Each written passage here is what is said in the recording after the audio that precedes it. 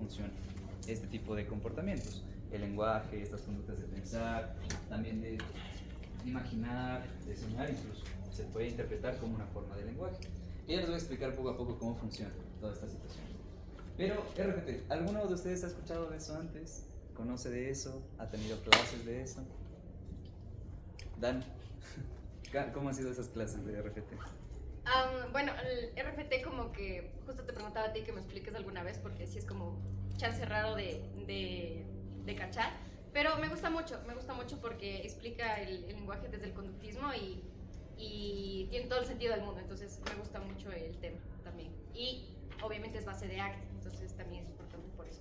Sí, justamente, porque muchas veces se dice como que esta frase que pueden escuchar mucho en las universidades de no, es que el conductismo no aborda la complejidad del ser humano, solo se queda en la conducta y por eso es necesario irnos a otras teorías como la cognitiva, ¿ya? Y de ahí nace todo este lío, todo este embrollo de teoría cognitivo-conductual que realmente no existe, ¿ya? Pero justamente se desconoce que hay teorías como la de teoría de los marcos relacionales que nos permite comprender el lenguaje desde una visión conductual. Es decir, vamos a ver el lenguaje como una conducta, ¿ya? Pero ya les voy a explicar cómo funciona eso. En primer lugar, quisiera mostrarles la tabla de contenido para esta clase. Primero vamos a hablar un poco acerca de RPT y lenguaje. Después también qué es el lenguaje y la cognición. También vamos a centrarnos en comprender justamente la conducta base del lenguaje, que es la conducta de relacionar. De ahí vamos a pasar a esta sección de marcos relacionales y finalmente vamos a hablar de reglas verbales. Entonces, en primer lugar, creo que una pregunta con la cual siempre debemos empezar cuando analizamos la conducta de los seres humanos. ¿Qué nos diferencia de los animales no humanos? ¿Quién me puede responder eso? A partir tal vez de lo que les han explicado. ¿Sí, El lenguaje, también igual esa es la capacidad de inhibirnos, de controlar esas conductas a veces impulsivas. ¿Ya? Vamos a quedarnos con el lenguaje porque al final este tema de inhibirnos también tiene que ver mucho con el lenguaje, ¿ya? ¿Alguien más? ¿Alguien que opine diferente a Ronnie? ¿No? Entonces, vamos a irnos por este lado. ¿Qué nos diferencia de los animales no humanos? Precisamente el lenguaje.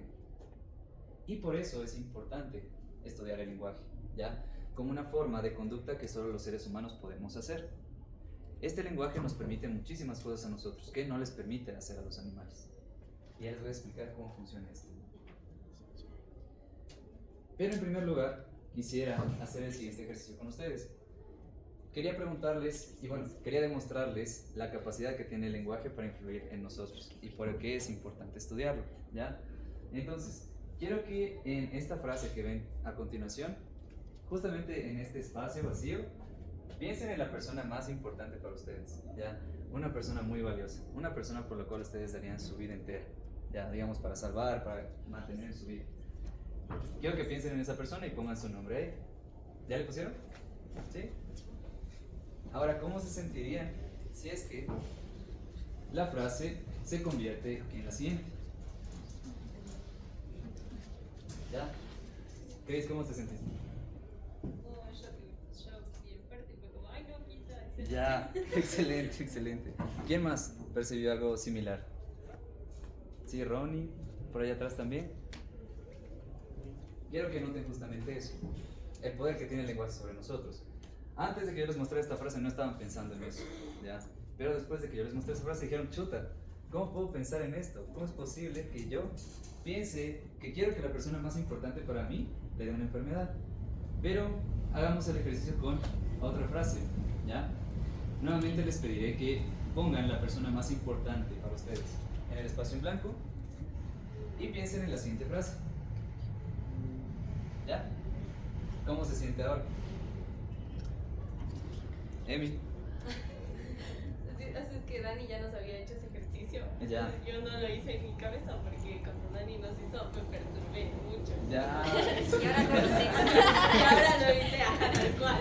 Ya, excelente. Entonces, ahora es como que este ejercicio sí lo quiero hacer y digo, estoy de acuerdo.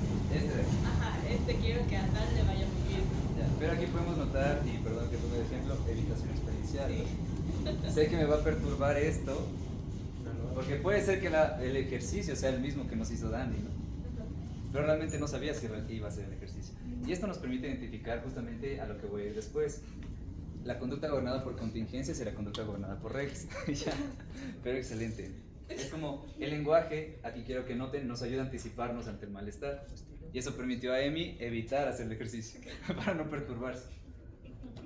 Pero realmente no sabía si el ejercicio iba a ser así. En cambio, ahora utilizamos otra frase a partir del lenguaje y nos hizo sentir, ya no tan mal, nos hizo sentir bien, ¿no? Es decir, decirnos a nosotros mismos, oye, sí quiero que le pase esto a esta persona. Entonces vamos a hablar acerca de este tema, ¿qué funciona en los seres humanos? Los seres humanos somos el único animal que vive en dos mundos diferentes al mismo tiempo. Un mundo gobernado por las contingencias, es decir, por las consecuencias directas de nuestro comportamiento, y otro mundo gobernado por reglas, es decir, gobernado por el lenguaje. ¿Cómo funciona esto? Vamos a tomar el siguiente ejemplo. Imaginemos que estamos en nuestra casa, salimos de nuestra casa, comienza a llover, nos mojamos, y como nos mojamos, regresamos a nuestra casa, cogemos un paraguas y volvemos a salir. Eso sería conducta gobernada por contingencias, es decir, conducta gobernada por las consecuencias de nuestro comportamiento. Pero los seres humanos no funcionamos así todo el tiempo, sino que también funcionamos en base al lenguaje. Por ejemplo, ¿qué pasa si es que yo antes de salir, mi mamá me dice, debes salir con paraguas, porque va a llover? ¿Ya? Esto implica que yo ya no voy a salir, me voy a mojar, voy a regresar y voy a coger paraguas, sino que directamente ya voy a coger paraguas. Porque el lenguaje me permite anticiparme a estas consecuencias. Ahora, no solo depende de las demás personas, ¿ya? Porque esto, por ejemplo, nos dijo nuestra mamá, nuestro amigo, nuestro novio, lo que sea. Pero también nosotros podemos decirnos esto. Nosotros también podemos evocar estas reglas verbales, es decir, miro al cielo, está nublado, y puedo decirme a mí mismo, si salgo, ahora me voy a mojar, entonces mejor que salga con un paraguas. Así funcionan las reglas verbales, ¿ya? Especifican consecuencias. Es decir, no es necesario que yo entre en contacto con las consecuencias de mis conductas para generar un cambio. Ahora, ¿cuál es el problema con esto? Bueno, antes del problema, quiero que noten que eso fue justo lo que pasó con Emi ahorita, ¿ya? En lugar de estar viviendo las contingencias, que era como el punto del ejercicio, ella se anticipó a las consecuencias, porque ya fue un ejercicio que ella ya hizo antes. Como sabía que hacer el ejercicio le iba a sentir mal, entonces evitó hacerlo. Pero en todo momento ella estaba guiándose por sus reglas verbales, ¿ya? Eso quiero que noten. Y por un lado, el guiarnos por las reglas no está mal, ¿ya? De hecho, nos ayuda bastante, como por ejemplo en este caso del paraguas y todo eso.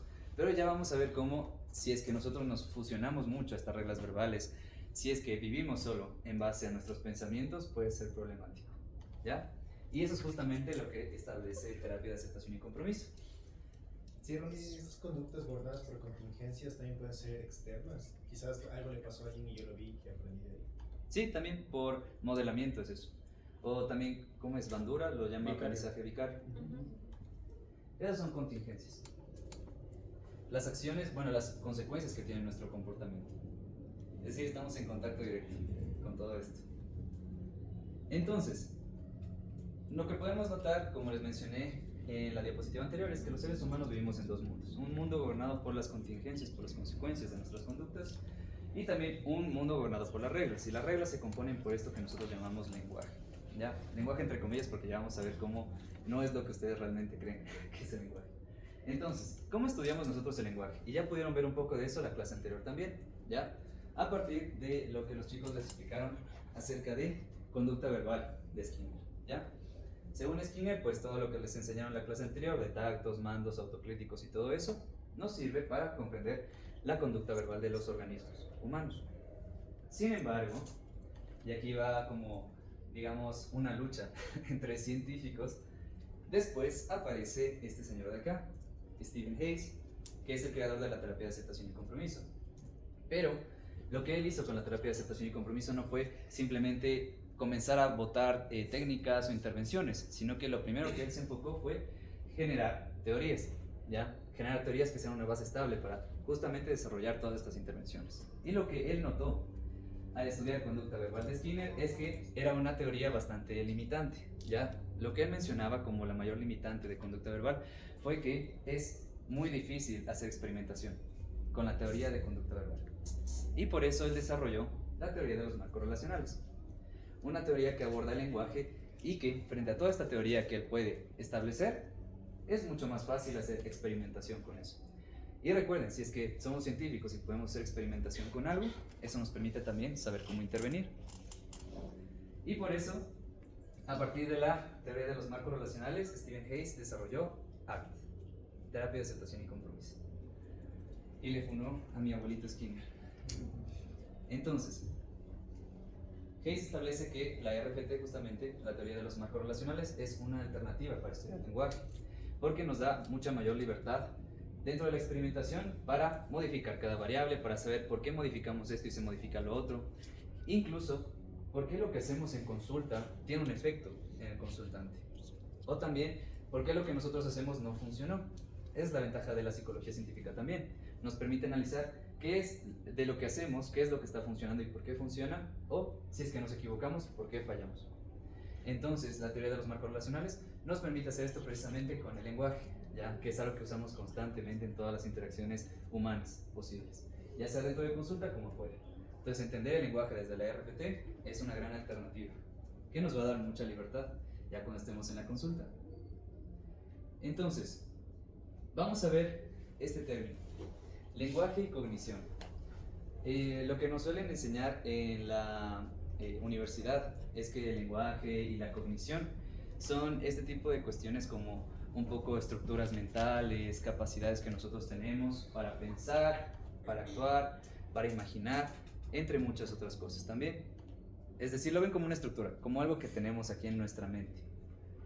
Pero realmente, como ustedes conocen acerca de la psicología científica, nosotros no utilizamos términos dualistas, es decir, no ocupamos estos términos de, es que tú piensas porque tienes una mente, o tú imaginas porque tienes lenguaje, ¿ya? Estos términos no funcionan de esta manera desde el conductismo, sino que nosotros los evaluamos como conductas, ¿ya?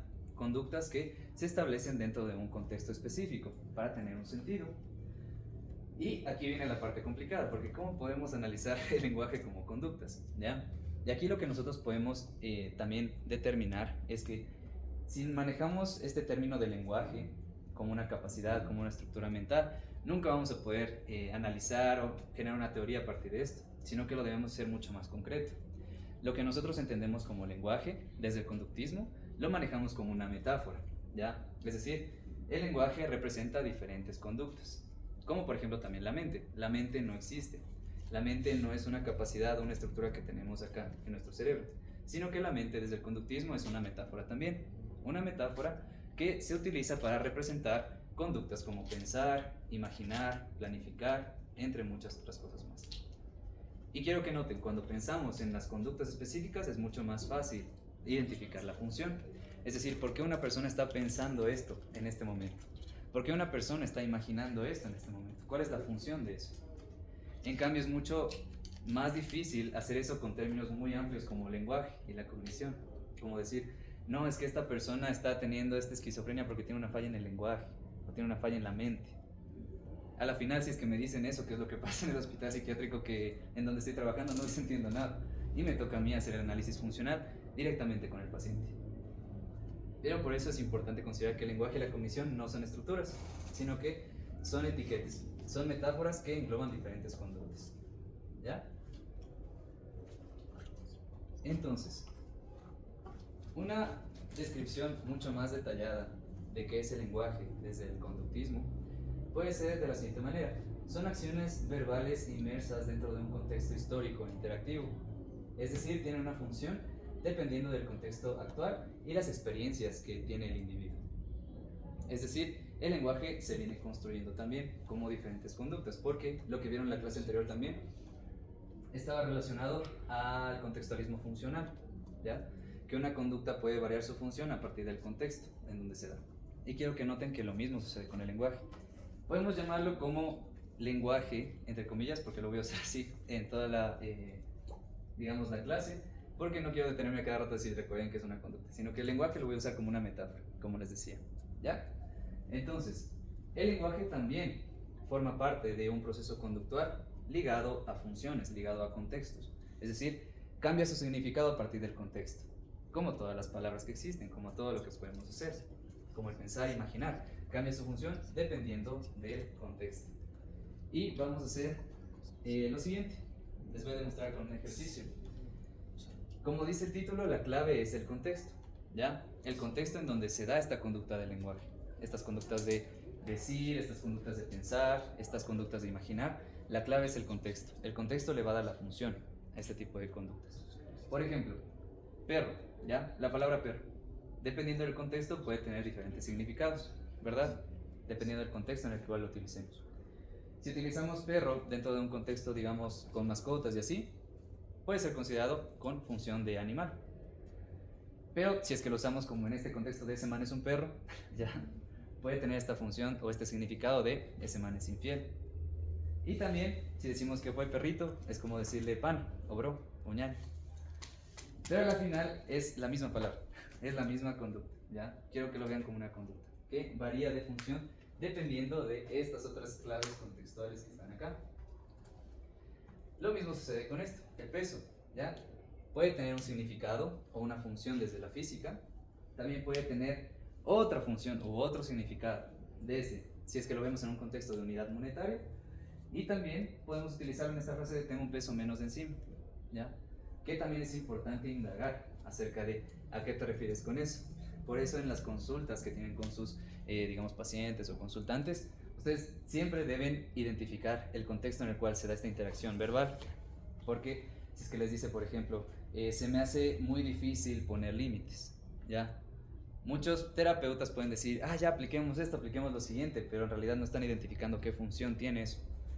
Por eso es importante identificar qué función tiene esta cosa que me dice el consultante. Puede ser que solo me haya dicho, quiero poner límites, pero en realidad esa función fue más para evitar hablar de otro tema, ¿ya? O quiero poner límites refiriéndose a, quiero terminar esta relación y no tanto poner límites para seguir con esa persona. Por eso es importante identificar la función que tiene una verbalización dentro de la consulta, ¿ya? Identificar el significado. Y pues es bastante válido decir como, por ejemplo, ¿a qué te refieres con esto? ¿Ya? Porque muchas veces los consultantes solo vienen a hablar y hablar y hablar y hablar, y como hay muchos terapeutas que refuerzan eso, ya sea en redes sociales o en la consulta, pues los consultantes están acostumbrados a decir, yo voy a terapia solo para hablar, ya, yo voy a terapia solo para desahogarme. Pero realmente es solo como ser quizás un amigo más que simplemente le puntúa algo, y porque tiene esta etiqueta de, es que es profesional, es que él sabe lo que hace, pues simplemente por eso tiene el cambio conductual, pero realmente podemos ser más, ya. Si es que nos damos cuenta de cómo funciona el lenguaje, si es que nos damos cuenta a qué se refiere mi consultante con lo que me está diciendo en este contexto particular, en este momento. ¿Hasta ahí alguna duda? ¿No? ¿Todo claro? Ya. Entonces vamos a hacer otro ejercicio que también nos ayuda a identificar cómo una misma frase puede variar de significado si es que lo vemos en contextos diferentes. Pero es una misma frase. Y como les decía, la función varía dependiendo del contexto. Por eso es importante analizar cada verbalización del consultante en la psicoterapia. Ahora vamos a hacer el siguiente ejercicio. Quiero que piensen en lo siguiente. Ya. Frases que dirías en terapia que también puedes usar en el delicioso. Terminé. ¿Qué más?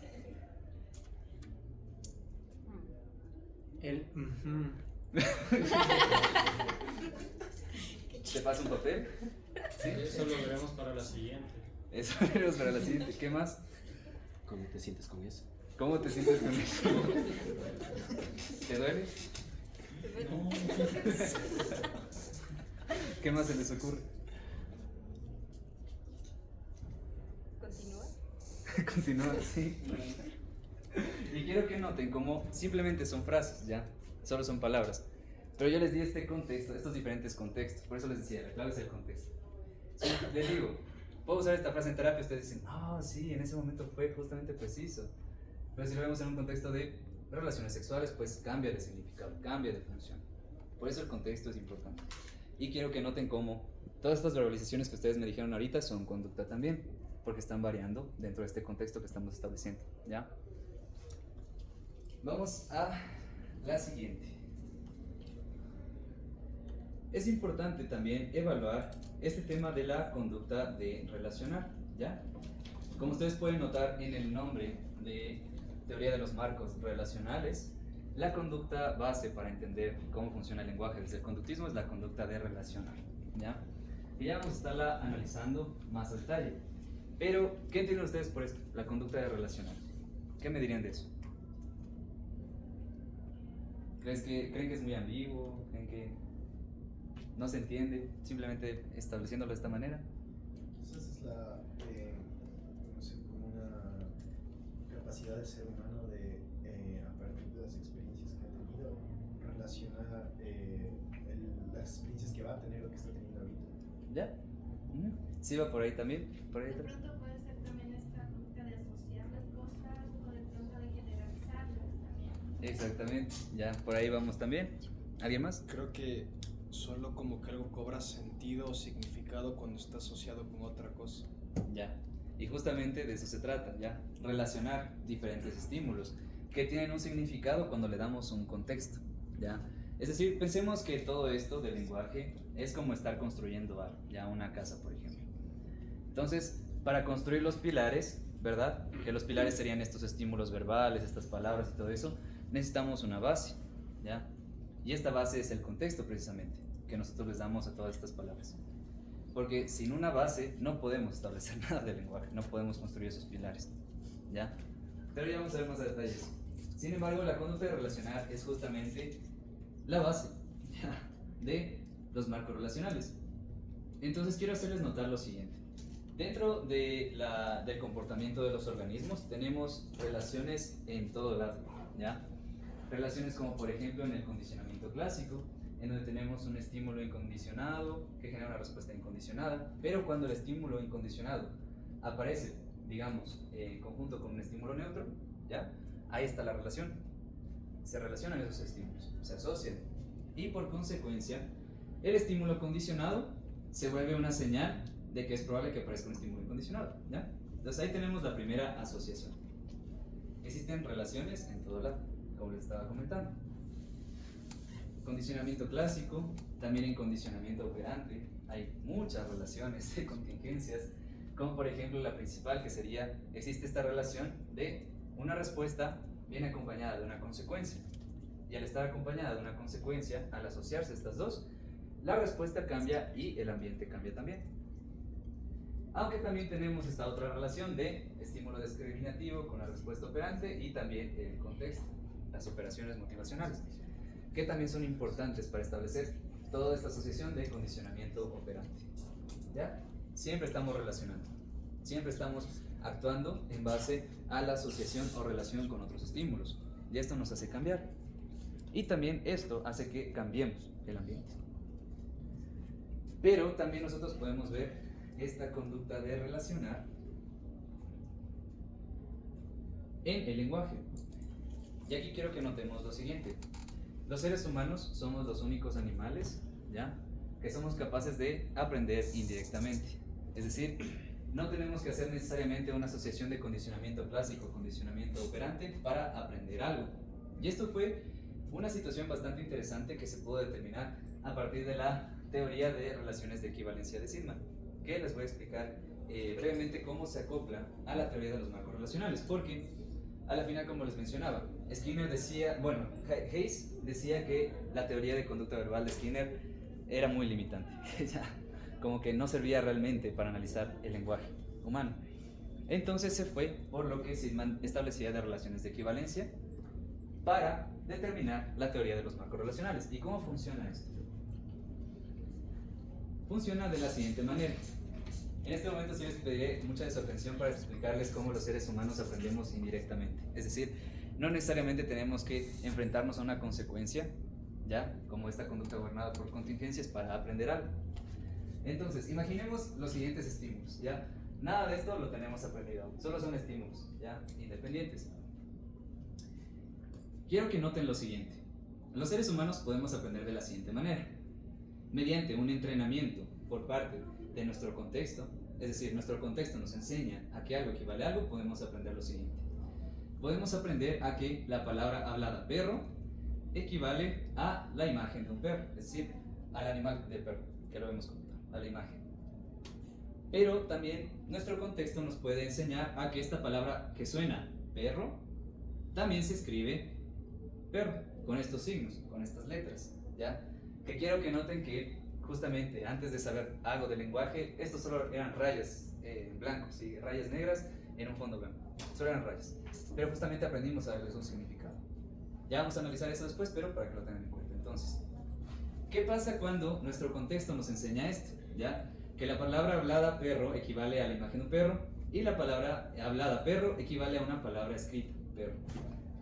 Nosotros aprendemos indirectamente lo siguiente, que la imagen del perro también equivale a la palabra hablada perro, que fue algo que no se nos enseñó antes. También que la palabra escrita perro equivale a la palabra hablada perro, que tampoco se nos enseñó antes. Solo se nos enseñó en una dirección, pero la otra dirección nosotros la derivamos, nosotros la asumimos, ¿ya? Pero también nosotros podemos aprender a que la palabra escrita perro equivale a la imagen del perro, que fue algo que nunca se nos enseñó, ¿ya? Pero aprendemos indirectamente. Entonces, ¿qué opinan de este gráfico? Porque este es el principal, es la base de todo. ¿Les hace sentido? ¿No les hace sentido? Es como que la base del lenguaje humano, ¿ya? Que nosotros aprendemos de manera indirecta. Como, sí, ya te di la palabra. Como dice acá abajo, se muestran las relaciones entrenadas, es decir, lo que se nos enseñó a relacionar entre las líneas continuas, ¿ya? Pero también se muestran las relaciones derivadas o no entrenadas, es decir, lo que nosotros aprendemos indirectamente en las líneas entrecortadas. Ahora imagínense que esto sucede con muchísimas otras cosas más, con cualquier cosa que nos digan, digamos, nuestros padres, nuestros amigos, nuestras parejas, nuestros jefes de trabajo. Siempre estamos relacionando muchos estímulos verbales y muchos estímulos físicos también. Pero debido a toda esta red de relaciones que tenemos, que es realmente como una telaraña, nosotros comenzamos a asumir muchísimas cosas, ¿ya? Comenzamos a derivar, por ejemplo, chuta, mi jefe me habló, entonces estoy siendo un fracasado, no sirvo para este trabajo, entre muchas otras cosas más. Entonces así funcionan las relaciones derivadas. A pesar de que no me dijo que soy un fracasado, pues yo estoy asumiendo eso por alguna variable en mi ambiente, por alguna variable en mi historia de aprendizaje. Ahora sí, Ronnie. Un ejemplo es cuando uno está aprendiendo un nuevo idioma y quizás está en una película, digamos, subtitulada y aparece una palabra que nunca has escuchado, con justo una imagen de eso. Y de una de las relaciones como que, esto significa esto, aunque no sepas cómo se escribe ni nada. Sí, precisamente. Y así funciona también el lenguaje. Y como dato curioso, si es que ustedes conocen de esto, pues también va a ser mucho más fácil que ustedes puedan aplicar esto para aprender idiomas nuevos. Justamente así funciona también. Pregunta, ¿esto solo funciona con la conducta verbal? O sea, es una teoría sobre la conducta verbal, Sí. ¿no? Ajá. O sea, quería saber cómo, cuánta extensión tiene. O sea, solo así aprendemos nuevas conductas verbales.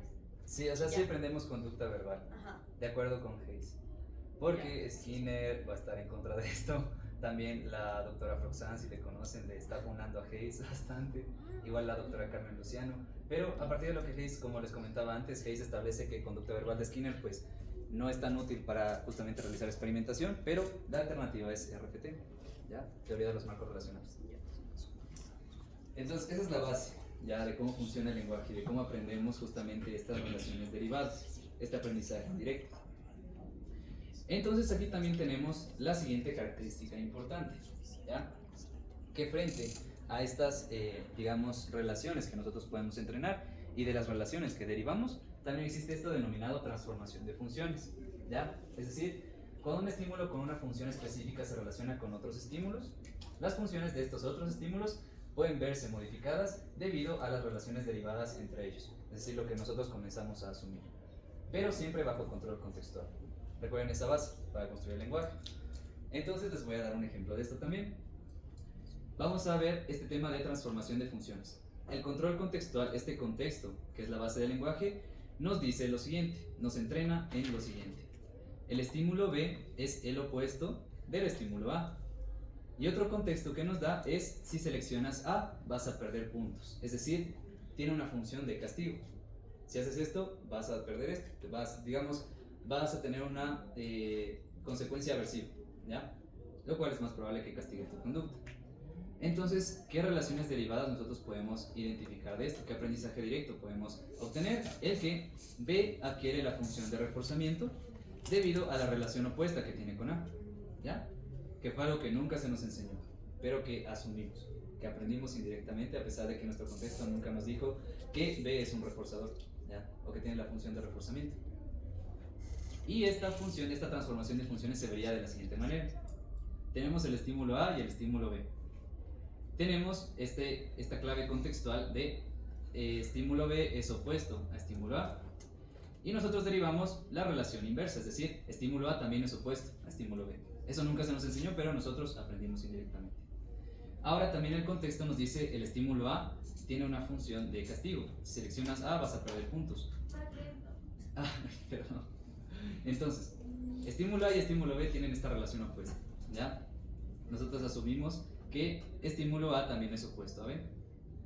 También vemos que nuestro contexto nos enseña a que si seleccionamos A vamos a perder puntos, es decir, el estímulo A tiene la función de castigo. ¿Qué podemos asumir de lo siguiente? Que la otra relación derivada es si selecciono B, que es opuesto a A, entonces B voy a ganar puntos. Va a ser una función de reforzamiento. Esas son las relaciones derivadas.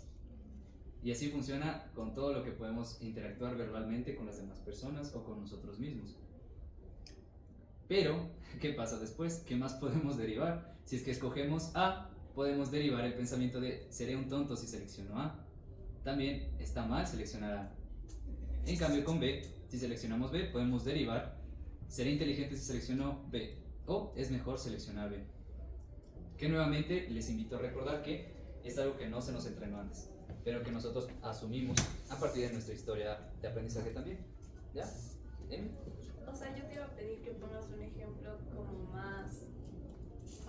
que no sea solo estímulo A, estímulo B, sino que nombres los estímulos, por ejemplo. Pero se me ocurrió que eran como respuestas en una prueba. ¿Ya? Como respuesta A, respuesta B. Sí, puede ser sí. también. Pero me parece que ya les pongo un ejemplo después. ¿Ya?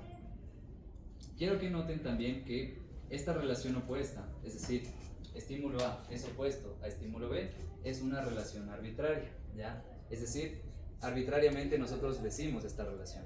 No es que por alguna característica en específico del estímulo A o el estímulo B determinamos esto, sino simplemente decimos estos dos estímulos van a ser opuestos. Puede suceder lo mismo si decimos lo contrario, estos dos estímulos van a ser iguales. Son relaciones arbitrarias, ¿ya? Esto que nos dice nuestro contexto. Ejemplo. Sí, por ejemplo, es que esa es la base de los marcos relacionales, ¿ya? Por ejemplo, si yo digo en cambio, estímulo A es igual a estímulo B, ¿ya? Tiene una relación, ya no es relación opuesta, sino relación de coordinación se llama. Es decir, esto es igual a esto. ¿Cómo establecimos que el estímulo A es? Si seleccionas A, vas a perder puntos, entonces si seleccionas B, también vas a perder puntos. Esas son relaciones derivadas. Pero esta relación opuesta es algo que el contexto lo establece. Es como si yo te dijera, ¿qué vale más? ¿Una moneda de 5 o de 10? Cuando les estoy comparando y te estoy preguntando eso, ya te estoy dando una relación arbitraria. Porque las monedas solo están ahí, ¿ya? ¿Y qué sería una relación no arbitraria?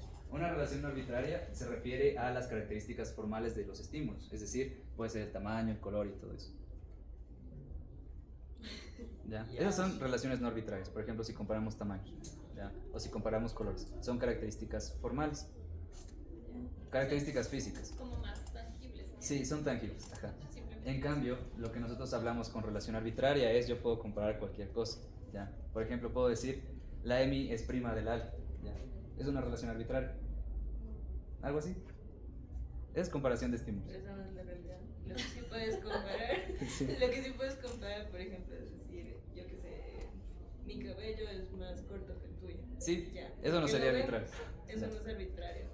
Porque es real, está aquí. Ahora lo que acaba de decir él, lo dijo él. No es real. Tú no lo puedes decir.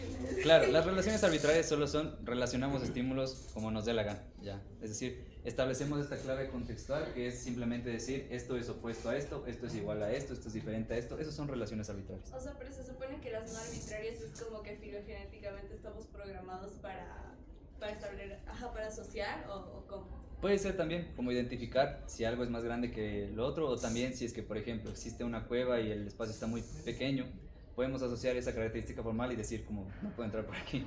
Ajá. O incluso intentar entrar por ahí pero no hacerlo. Pero también se da mediante el lenguaje, o sea, mediante conducta verbal. Pero eso va después, ya. Cuando tú aprendes a que no puedes entrar por ahí, luego ves la cueva y dices por aquí no puedo entrar y no entras en contacto con esa consecuencia, ya. Y ahí sería una relación arbitraria. Ahí sería una relación arbitraria, porque te están anticipando. ya las consecuencias. Ese sería un marco de causalidad que ya vamos a ver, ya. Año. Marco relacional de causalidad, también de ético y espacial. O sea, de lo las que me suena relaciones ahorita. arbitrarias son siempre que no entres tú directamente en contacto con... O sea, es la forma en la que nosotros asociamos estímulos, ya. Que ya vamos a ver, porque esta es la base de los marcos relacionales, ¿sí? Pero esto es importante determinar, que al final el estímulo A y el estímulo B ni siquiera se tocaban, solo estaban separados. Pero la relación arbitraria entra cuando yo digo A es opuesto a B, ya. Con mis palabras yo establezco esa relación arbitraria. ¿Ron? Creo que como un ejemplo es el bien y el mal, porque es algo muy arbitrario justamente y muy dependiente del contexto. Entonces, por lo general, no sé, digamos si me dicen desde chiquito que tengo que ir a misa para ser un buen cristiano, por ejemplo, no me enseñaron que si es que falto me voy a ir al infierno, pero yo lo asumo. Exactamente. Si falto, soy una mala persona y debo ir ahí a misa y todo. Entonces, Exactamente. el bien y el mal es bastante, es un buen ejemplo, creo yo. Exactamente también. Por ejemplo, el estímulo A sería está bien ir a la iglesia. Bueno, ir a la iglesia, ya. Y al estímulo A nosotros le ponemos y nos enseñan a es bueno ir a la iglesia. El estímulo B sería no ir a la iglesia. Y como estímulo A y estímulo B nos dicen que son opuestos, ¿ya? Nos dicen es que no tiene lógica que no vayas a la iglesia, ¿ya? Podemos asumir que está mal que no vaya a la iglesia. Ahora, ¿qué pasa si es que el estímulo A también tenía otras relaciones más, que es lo que suele suceder con todas las palabras que existen? Si voy a la iglesia, voy a ir al cielo. Si no voy a la iglesia, me voy a ir al infierno. Soy una mala persona, me siento mal, mi familia me va a odiar. Y así funcionan los problemas psicológicos, así empiezan, ya te doy la palabra. Así empiezan porque podemos llegar a asumir muchísimas cosas. Ahora, ¿qué pasa si es que nosotros seguimos estas reglas verbales de manera rígida? Nos vamos a volver insensibles al contexto, ¿ya? Que ya vamos a ver al final. Pero justamente así funciona esto de derivar relaciones, ¿ya? Que estas relaciones arbitrarias que podemos establecer nosotros mismos o las demás personas nos van a hacer derivar nuevas relaciones y nuevos pensamientos, nuevas ideas, etc. Cuando digo derivar relaciones justamente es que vengan más ideas, más pensamientos, etcétera, etcétera, etcétera. ¿Ya? ¿Por allá atrás? Otro ejemplo sería el concepto de infiel y fiel. ¿Ya? ¿Cómo lo explicarías? Podría ser el infiel sería el estímulo A que me hace perder puntos, o sea, como castigo, y el que podría ser que ser fiel me hace como ganar mejor, Sí, que me puede vean ser. mejor, y el otro es como que es un infiel, y de ahí podrían salir más estímulos, como tú dices, como que si soy infiel nadie me va a querer, y si soy fiel sí me van a querer. No ¿Ya? sé. Exactamente. Vamos a ver este caso. Estímulo A es ser fiel, ¿ya? Y estímulo B es ser infiel. Entonces, ¿qué pasa si es que nosotros decimos es que son opuestos? Ser fiel y ser infiel son polos opuestos. Ya tenemos esa relación arbitraria de oposición. Ahora, ¿qué pasa si decimos ser fiel es bueno? Nosotros vamos a asumir que ser infiel es malo, ¿ya? Y podemos derivar muchísimas otras cosas más, ¿ya? Pero así funciona el lenguaje. Y como les decía, justamente este tema se basa en la transformación de funciones, porque al final ser infiel incluso solo era una palabra más, pero cuando lo asociamos con ser fiel, que es el opuesto a ser fiel, pues se transforma su función y adquiere una función aversiva, ¿ya? Justamente eso queremos que ustedes noten. Lo mismo sucede, por ejemplo, en el caso de las drogas, ¿ya? Porque en mi TFI, bueno, en mi tesis, hice un análisis conductual de las metáforas, ya que se utilizan en justamente este contexto de las drogas. Entonces, por ejemplo, lo que se hace es asociar una droga con una comida, por ejemplo, maduro con queso, ¿ya? Entonces ponemos el estímulo A, que sería una, digamos, el maduro con queso. Tenemos la asociación de que sabe rico, es apetitivo y todo. Y el estímulo B es la droga como tal. ¿Qué pasa cuando hacemos esta asociación de estímulo A equivale a estímulo B? El nombre maduro con queso equivale a esta droga. La droga va a adquirir una función apetitiva, ¿ya? Porque el maduro con queso tiene una función apetitiva también. Pero esta función apetitiva nosotros la derivamos, no nos enseñaron nunca, ¿ya? Y a pesar de que la droga tal vez sepa mal, puede tener esa función apetitiva. Igual sucede al lado contrario. Es con esta frase de la droga es una enfermedad, la droga es la muerte, ¿ya? Podemos tener estímulo a la muerte con función aversiva, como es mala y todo eso. Y cuando le hacemos la asociación con la droga, pues la droga también puede adquirir una función aversiva. Y es lo que se utiliza precisamente en estos temas de AA, del consumo problemático de sustancias, que llaman al consumo como una enfermedad, ¿ya? Es decir, le dan una función aversiva, transforman esta función del consumo. cuando realmente sabemos, como psicólogos conductuales, que ningún problema psicológico es una enfermedad. Pero este tema de utilizar esta metáfora en AA o en grupos de ayuda del alcohol puede ser bastante útil, a pesar de que realmente no es una enfermedad, pero les hace ver que el tomar alcohol es muy aversivo, puede tener esa función, ¿ya? Entonces así podemos comenzar a indagar acerca de cómo podemos utilizar esto a nuestro favor en la consulta, ¿ya? Cómo comenzar a asociar, brindar nuevas relaciones a la persona para que ella pueda derivar nuevas reglas o nuevas relaciones verbales. Entonces, ¿alguna duda con eso? Si no, podemos pasar así. ¿Todo claro? ¿Sí? Si no, luego les paso ¿Seguros? más material. Sí. No, Mica. ¿Qué pasa?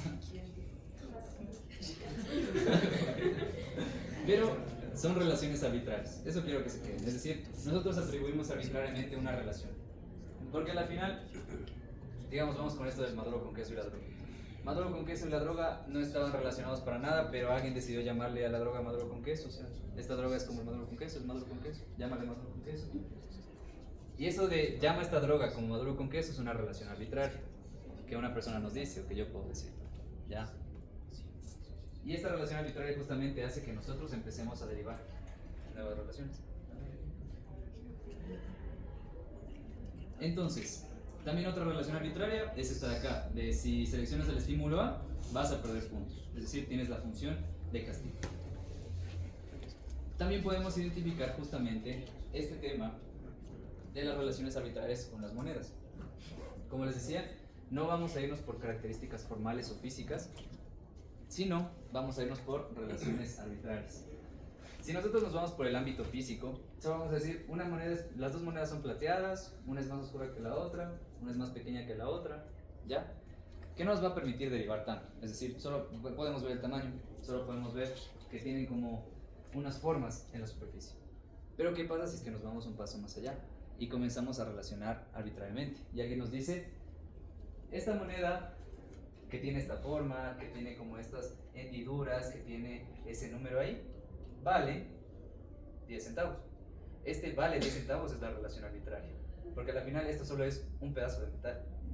Pero cuando las personas y cuando nuestro contexto nos dice esto vale 10 centavos y nos enseña cómo funciona este tema del valor y de las monedas y todo eso, pues esa es la relación arbitraria. Porque inherentemente, físicamente, esto no tiene ningún valor, ¿ya? Solo es un pedazo de metal, como les decía. Pero las relaciones arbitrarias nos permiten darle un significado, si es que lo podemos llamar de alguna manera. Igual con la moneda de 5. Entonces, ¿qué pasa con esto? Tenemos dos monedas independientes, ya sabemos esta relación arbitraria del valor. Pero ¿qué pasa si es que comenzamos a comparar ambas monedas? Si yo digo, la moneda de 5 es distinta a la moneda de 10, ahí tenemos otra relación arbitraria de distinción. Algo es distinto, es la relación arbitraria que yo estoy haciendo, a la de 10. Y de ahí podemos derivar lo siguiente. Las de 5 valen menos que la de 10, la de 10 me permite comprar tal vez más cosas que la de 5, la de 10 es más importante que la de 5, etcétera, etcétera, etcétera, etcétera. Y estas últimas relaciones fueron relaciones derivadas, porque nadie me enseñó eso, sino que yo comencé a derivar. Así funciona el lenguaje, ¿ya? ¿Sí, Emi? A ver, pregunta. Entiendo por qué todo el tema del valor y asignarles un valor es como una asignación arbitraria. Ajá. Pero no entiendo por qué decir que son distintas también es arbitrario, porque si tú las ves que son distintas en tamaño, ves que son distintas en color, entonces como... Pero cuando vamos con el valor, ¿ya? Que ya era una relación arbitraria que estaba antes, ahí comenzamos a derivar más cosas. Porque claro, podemos empezar a aprender, si son distintas de tamaño, son distintas de color, que es algo características formales, pero no podemos derivar nada más que eso, ¿ya? Solo nos vamos por las características formales. Pero si vamos más allá que eso, ¿ya? Y decimos, capaz y como esta es más grande que la de 10, puede ser que la de 5 sea más importante, ¿ya? Podemos derivar eso, si es que nos enseñan todo esto de los valores y de los tamaños y todo. O sea, las relaciones no arbitrarias no permiten derivar. Sí, exactamente. Okay. No permiten derivar. Solo las relaciones arbitrarias nos permiten irnos de largo con todos los pensamientos que vienen, con todas estas ideas o relaciones mediante estímulos verbales. Entonces, ¿sí? puedes dar un ejemplo de relación no arbitraria? Relación no arbitraria sería cuando nosotros nos estamos enfocando netamente a esta moneda es plateada. Bueno, este pedazo de metal es plateado, ¿ya? Y el otro también es un pedazo de metal plateado. Ambos tienen hendiduras, ¿ya? Ambos tienen como signos ahí. Esa sería una relación no arbitraria. Podría ser cuando no como que se pone mucho en juego la verbalización de las Exactamente. Porque las relaciones no arbitrarias solo nos basamos en, digamos, las características físicas, las características formales, pero cuando ya nos vamos a darle un significado, ahí ya se vuelve arbitrario. Y ahí comenzamos a derivar nuevas relaciones. La no arbitraria sería que vemos lo evidente y lo otro sería algo más subjetivo. Sí, como lo más abstracto, como cuando comenzamos a asignar más significados a las cosas, ¿ya? Entonces, justamente lo que quiero que noten es las formas en las que se puede relacionar arbitrariamente se denominan marcos relacionales. Y esta es como la, digamos, la principal característica que nosotros buscamos con los marcos relacionales, ¿ya? Porque, como les decía, las relaciones arbitrarias son relaciones en cuanto a las características no formales de un estímulo. Por ejemplo, podemos decir que la moneda de 10 vale más que la de 5, una relación de comparación. También podemos decir la moneda de 5 es distinta a la moneda de 10, es una relación de distinción. Son relaciones diferentes, ¿ya? Son formas de relacionar de forma diferente. También alguien podría decir la moneda de 10 es el papá de la moneda de 5, ¿ya? Una relación jerárquica. Pero los estímulos están ahí, ya nunca cambiaron. Lo que está cambiando es la relación arbitraria que nosotros le otorgamos a este grupo de estímulos. Y justamente estas formas de relacionar arbitrariamente se llaman marcos relacionales, ¿ya? De ahí sale el nombre. Aunque los marcos relacionales también funcionan como una metáfora, ¿ya? Porque no es que tengamos marcos aquí en nuestro cerebro, en nuestra mente, que nos permita atribuir o relacionar varios estímulos, sino que nosotros aprendemos a relacionar. La conducta es relacionar derivadamente de forma arbitraria, ¿ya? Pero en su lugar les decimos marcos relacionales. Entonces, ¿cómo funcionan los marcos relacionales? Los marcos relacionales funcionan de la siguiente manera, ¿ya? La forma de relacionar estímulos arbitrariamente puede ser aplicados a cualquier grupo de estímulos, ¿ya? Vamos a irnos con maneras en las que nosotros podemos relacionar diferentes estímulos, así como un marco puede contener cualquier fotografía. Esa es la metáfora de los marcos relacionales, ¿ya? Las relaciones que nosotros hacemos son como marcos y los grupos de estímulos son fotografías. Una fotografía puede ser enmarcada por muchos marcos diferentes, así como un grupo de estímulos pueden ser relacionados a partir de muchas relaciones arbitrarias. Que estas relaciones arbitrarias pues las determinamos en conjunto, ¿ya? Las determinamos nosotros, las determinan los consultantes, entre muchas otras cuestiones más. Entonces, quiero que vean las siguientes fotografías, ¿ya? Porque quiero que noten que los grupos de estímulos son fotografías. Esta es una fotografía, esta es otra fotografía y esta es otra fotografía, ¿ya? Así claro, ¿no? Son fotografías, estímulo A y B, estímulo C y D y estímulo E y F. Solo son grupos de estímulos. Pero lo que los marcos relacionales nos dicen es que estos grupos de estímulos, estímulo A y estímulo B, que no tienen para nada ninguna relación en absoluto, nosotros los podemos relacionar arbitrariamente mediante diferentes marcos. Por ejemplo, tenemos un marco de coordinación que se puede traducir en es igual a, ¿ya? Por ejemplo, cuando estos dos estímulos están dentro de este marco de coordinación, podemos compararlos y podemos relacionarlos. Es decir, el estímulo A es igual a estímulo B. Esos son los marcos relacionales, ¿ya? Nosotros aprendemos a relacionar estímulos de forma arbitraria, pero la manera en la que relacionamos estímulos pues puede variar infinitamente. Lo que Steve Hayes hace es justamente dividir en muchas categorías qué tipos de marcos relacionales hay, qué tipos de formas de relacionar arbitrariamente podemos hacer. Entonces quiero que noten lo siguiente. Solo eran fotografías, solo eran estímulos que estaban ahí. Pero estos estímulos cobran un sentido, cobran una relación cuando los enmarcamos de forma arbitraria, ¿ya? Nosotros asignamos esta relación. Porque antes estímulo A y estímulo B, como les decía, no tenían nada que ver. Pero cuando nosotros aplicamos esta relación arbitraria de estímulo A es igual a estímulo B, pues cobra un sentido, como en el ejercicio anterior que estábamos haciendo. Lo mismo sucede con el estímulo E y F, ¿ya? Antes no significaba nada, pero le podemos poner estímulo E es igual a estímulo F. Y lo mismo con los de la mitad. El estímulo C es igual a estímulo D. Aquí podemos notar que son los mismos marcos, es decir, son las mismas formas de relacionar arbitrariamente. Como les decía, estamos utilizando solo esta forma de relacionar arbitrariamente. Uno es igual a otro, ¿ya? Y se pueden dar cuenta, esto es lo que se utiliza desde siempre, en todo lo que hacemos, ¿ya? Desde que aprendemos el lenguaje, desde que aprendemos justamente estas conductas de relacionar. ¿Hasta ahí claro cómo funcionan todos los marcos relacionales? ¿Sí? Por ejemplo, cuando nosotros nacemos y ya cuando vamos aprendiendo y todo eso, quiero que noten cómo antes no sabíamos qué era esto, solo era un objeto ya que existía. Pero justamente a partir del marco de coordinación que nosotros aprendimos a comportarnos de esa manera, comenzamos a asociar a celular, es decir, la palabra hablada equivale a objeto, celular. Eso es un marco de coordinación. Esta palabra, celular, palabra hablada, palabra escrita, es igual a este objeto. Entonces ahí quiero que se imaginen este marco, ¿ya?, de coordinación. Lo mismo con todos estos estímulos. Tal vez se les ocurre ejemplos. Tralalero, tralala. Tralalero, tralala.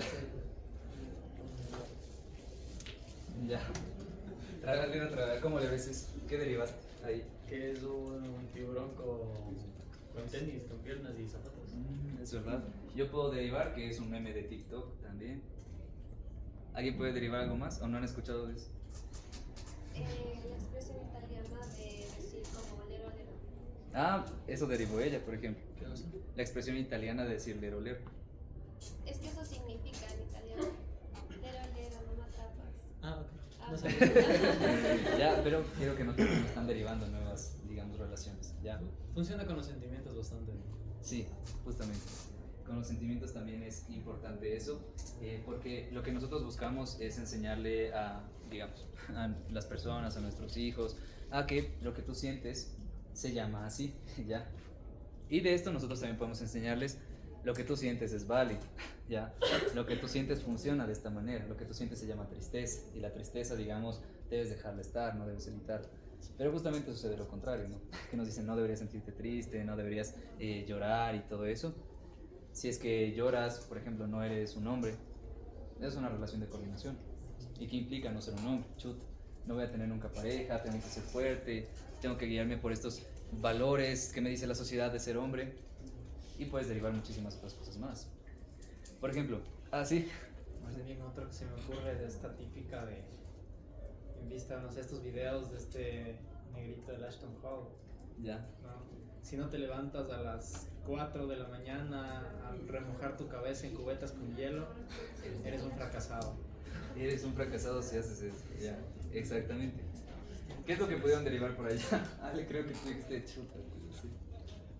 Decía de chiste que si tienes que ser fracasado es otro, pero decía de chiste. No, es para que noten qué está derivando a cada uno de ustedes. Porque al final nosotros comenzamos a derivar a partir de todo lo que hemos aprendido. ¿Ya? Entonces, justamente este tema de derivar nuevas relaciones también se ve bastante en, por ejemplo, el suicidio en hombres. ¿Ya? Que muchas veces nosotros podemos analizar este tema de, a ver, si nosotros analizamos, digamos, los eventos desencadenantes de los suicidios, son la pérdida de empleo, pérdida de pareja, entre otras cosas, ¿ya? Pero si nosotros notamos, pues parece que las mujeres tienen mucho más índice en eso. Si las mujeres pierden más empleo, pierden más pareja, algo así, ¿ya? Entonces, ¿qué pasa con esto? ¿Ya? Las reglas verbales que nosotros podemos tener, justamente estas relaciones, puede ser mucho más, digamos, aversivo para el hombre. ¿Por qué? Porque para el hombre nos guiamos por, bueno, la mayoría de hombres se guían por este tema del hombre tradicional, ¿ya? El hombre tradicional es igual a, debe ser, digamos, brindar dinero a la familia, ser un buen padre, ser un buen esposo, también debe proveer, que es lo más denso, ¿ya? Tiene full peso, no llora, tiene que ser fuerte, pero ¿qué pasa cuando justamente este valor de proveer está sostenido por el trabajo? ¿Ya? Cuando pierde el trabajo, lo toma como algo mucho más aversivo y dice, no puede ser, me quedé sin esto, ya no puedo proveer a mi familia, soy un inútil, soy un fracasado, y esto hace más probable que se intente suicidar. Entonces es una variable bastante importante que hay que analizar en el suicidio en hombres también, a partir de todas estas relaciones derivadas. Pero Gabo, creo que me querías decir algo. ¿Antes? No, estaba dando ejemplos. Ah, sí. Ah, te ves. Era. Yo escuché en TikTok que decían que si a los 23 no tenías 10.000 en el banco guardado, Entonces eres un fracasado. Es un marco de causalidad, ¿verdad? Sí, si no tienes dinero hasta esta edad, entonces quiero que noten eso también, como las reglas verbales ya que tienen los demás sobre nosotros o que nos dicen, también pueden ser este tipo de relaciones arbitrarias que nos hacen derivar muchísimas otras funciones más, otras relaciones también en cuanto a nosotros mismos. Iba a decir algo más con el video. Ya. Yo tengo como un ejemplo y una pregunta. Ya. A ver, primero pregunta, cuando nos preguntas, ¿qué derivaron? ¿A qué te refieres? ¿Qué pensamientos vinieron? Ya. Porque quiero que noten que al momento que yo les hago alguna pregunta estamos haciendo relaciones arbitrarias. ¿Ya? Ya. Entonces, al estar en esta interacción con relaciones arbitrarias van a derivar algo. ¿Ya? Y va a surgir algún pensamiento, va a surgir alguna idea. Entonces, justamente de eso se trata la interacción con el lenguaje.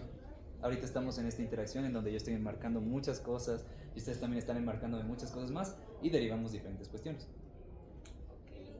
¿Y el ejemplo? Ajá, mi ejemplo era como nada que ver con los que dieron antes, pero que un billete de $1 vale lo mismo o es lo mismo, es equivalente que una moneda de $1. Sí. Sí. Y, o sea, pregunta. Otra pregunta. Esa es una relación de ¿cómo dijiste? Coordinación. De coordinación, ¿no es cierto? Y es como algo que yo establecí a través del lenguaje, y que bueno, todos establecimos que una moneda de $1 y un billete de $1 es lo mismo. Ajá. Pero eso como te condiciona ya más allá del lenguaje. O sea, ay, no sé cómo explicarlo, pero digamos, esa regla verbal que yo tengo me puede condicionar o me puede como reforzar, porque digamos que yo nunca, o sea, en Ecuador hay pocos billetes de $1, o yo nunca tenía, y luego, pero yo no se veía en las películas o yo qué sé, y la primera vez que tuve un billete de $1 no es que me tupí, sino como que supe que era lo mismo que una moneda y hice lo mismo que hubiera hecho con una moneda, o sea, no sé, fui a la tienda y compré algo de $1, por ejemplo, pero eso se dio solo a través del lenguaje, o sea, como me doy a entender. Sí, como que tal vez me condicionó. Sí, o sea, justamente aquí se ven las relaciones arbitrarias porque tú aprendiste a que esta moneda de $1 me permite comprar esto. Ajá. Pero el billete, que también es igual a una moneda de $1, también me permite comprar eso. O sea, como tú antes de saber que el billete te permitía comprar lo mismo, ya sabías que el billete era igual que la moneda. Y asumiste o derivaste que el billete también me va a permitir comprar esto. Ya. Y eso, o sea, no se llama como igual condicionamiento O sea, según Hayes es un tipo de condicionamiento operante esto, pero se va más por el tema de las relaciones de equivalencia que les mencionaba al inicio, que podemos aprender de manera indirecta, ¿ya? Porque el condicionamiento clásico y el condicionamiento operante son aprendizajes que hacemos en cuanto a la interacción directa con nuestro ambiente. Yeah. Pero el lenguaje, como les decía, no existe, pero es la forma en la que nosotros denominamos la conducta de relacionar, funciona de esta manera, como derivación de estímulos. Ya, perdón. Mi pregunta era como que estas relaciones derivadas y todo esto que ocurre con el lenguaje y que aprendemos a través del lenguaje, a la final produce que tú hagas cosas, o sea, más allá del lenguaje. Pues. Sí. Es justamente una variable más dentro de todos estos procesos de condicionamiento clásico y operante, como por ejemplo todo lo que nosotros hemos estado identificando de pensamientos, nosotros lo llamamos como reglas verbales, ¿ya? Que forman parte de lo que en condicionamiento operante se llaman operaciones motivacionales. Pero también los pensamientos pueden ser una conducta operante. Ahí sí depende bastante, pero para eso necesitamos un curso de análisis funcional de la conducta. Pero funciona de esa manera. Como las reglas verbales o los pensamientos pueden ser respuestas operantes, también pueden ser consecuencias, estímulos discriminativos o operaciones motivacionales. Ya. Gracias. Había más preguntas. Ya. Sí, o sea, en el ejemplo que diste antes respecto al tema del suicidio, como que yo lo relacioné un poco con el tema de que es curioso justamente que la forma, digamos, de hacer el acto en hombres y mujeres es bien diferente. Por ejemplo, en hombres suele ser más agresivo, digamos, quizás saltar o usar un arma o colgarse, mientras que en mujeres es más tomar pastillas o quizás cortarse, y justamente es la relación de cuerpo que tienen quizás hombres y mujeres. Entonces quizás como que la mujer trata de mantener quizás la imagen corporal después de ese acto, mientras que el hombre no tanto. Entonces sería eso también una especie de relación arbitraria. Puede ser una relación arbitraria que también sería interesante investigar. Eso sí estaría interesante investigarlo como esa diferencia, pero investigarlo desde los marcos relacionales para identificar justamente esto. Pero después entra un lío porque para investigar el suicidio también hay muchos líos éticos y morales y todo. Entonces, pues, si desean... Y además cae en una suposición, porque yo investigué, TFI fue de suicidio de hombres. No encontré una relación así. Porque, ¿cómo sabes que es así? Ya se lo ve. No, no puedes preguntar. No, ya se ve. Es así, o sea, no se puede hacer mucho. Yo hice mi tesis en eso y se relaciona causalmente que los hombres por la testosterona tienden a hacer actos más fuertes, pero no es así en realidad. Ahí, por ejemplo, podríamos preguntarle a personas que intentaron suicidarse pero no lo hicieron. Yo tengo en mi hospital un paciente que... Claro, el método por qué lo elegimos, pero si no estoy mal, no se habla mucho de la forma, ¿no? La forma del suicidio, el momento de intervención. Es que justamente... Ajá, no, es algo como que... Porque puede ser repetitivo, apetecible, y ahí ya... Entonces, justamente eso, pero igual para investigar acerca del suicidio, o sea, nos queda full tiempo de largo también. Porque bueno, hay algunas ideas bastante funables que se habla, por ejemplo, en un libro interconductual de comportamiento suicida, que realmente sí es bueno, es buenísimo. Pero para realmente comprender por qué funciona el suicidio hay que controlarlo, ¿ya? Ese es como, digamos, el lado oscuro de la ciencia. ¿Qué implica controlar algo? Implica ocasionarlo, ¿ya? Es decir, si nosotros somos capaces de ocasionar algo, sabemos qué variables lo controlan y sabemos cómo prevenirlo. Pero ahí va a entrar la ética y la moral y todo eso que va a decir, ¿cómo vas a controlar el suicidio? ¿Cómo va a ser alguien que se suicide? No puede ser posible. Claro, yo tampoco me estoy en contra de eso, pero es lo que se establece desde lo interconductual. ¿Sí? Yo. Ah, sí. Entonces, cuando estás en consulta, identificas como que estas relaciones arbitrarias, ¿no es cierto? Que tienen, que se pueden reflejar tal vez como en la regla verbal, ¿no es cierto? Y dices como que esta es una regla verbal. Y en caso de que haya cierta regla verbal que esté bien arraigada, como estos pensamientos que tú mencionabas de qué hago es, si no hago esto soy fracasado y así. Entonces nosotros tendríamos que modificar eso, o sea, como que modificar esta relación arbitraria. Exactamente. Vamos a regresarnos acá a este gráfico. ¿Ya? Sí. Justamente lo que nosotros buscamos cuando queremos, digamos, transformar la función de algo es establecer otra relación arbitraria, ¿ya? Es decir, si bien perdiste tu trabajo y te sientes de esta manera, ¿crees que sigues siendo un mal esposo? Porque tú tienes comportamientos que hacen feliz a tu esposo, ¿ya? ¿No crees que el comportarte de esta manera, a pesar de que perdiste el trabajo, te hace un buen esposo y por ende un buen hombre? Entonces, de esa manera, cuando nosotros les decimos este tipo de cosas, comenzamos a transformar funciones, ¿ya? Igualmente con la muerte, ¿ya? Pero con la muerte también es interesante, porque lo que nosotros podemos hacer es cuando una persona está full, desesperanzada y no quiere vivir. Que me tocó un caso, bueno, nos tocan varios casos en el hospital psiquiátrico en el que estoy, pero lo que pudimos identificar con un chico, un adolescente, fue que él decía, por ejemplo, mi existencia es bastante miserable y hago sufrir a las personas, entonces por eso debo morir. Entonces la relación arbitraria que yo le puse es, pero si tú mueres, ¿no crees que le haría sufrir más a las personas? A tu hermana, porque su hermana era muy importante para él. Y eso comenzó a transformar la función y hacía la muerte algo menos apetitivo, ¿ya? Entonces nosotros debemos muchas veces lanzarnos a decir muchas relaciones arbitrarias para justamente intentar modificar esta función, ¿ya? Transformar esta función de alguna regla verbal que tenga esta persona. ¿Por allá atrás? ¿Sí? Sí, a ver, hablando de esto del suicidio, o sea, me parece interesante y me ha parecido un tema súper como para profundizar el hecho de que los hombres tengan más tasa de suicidio que las mujeres.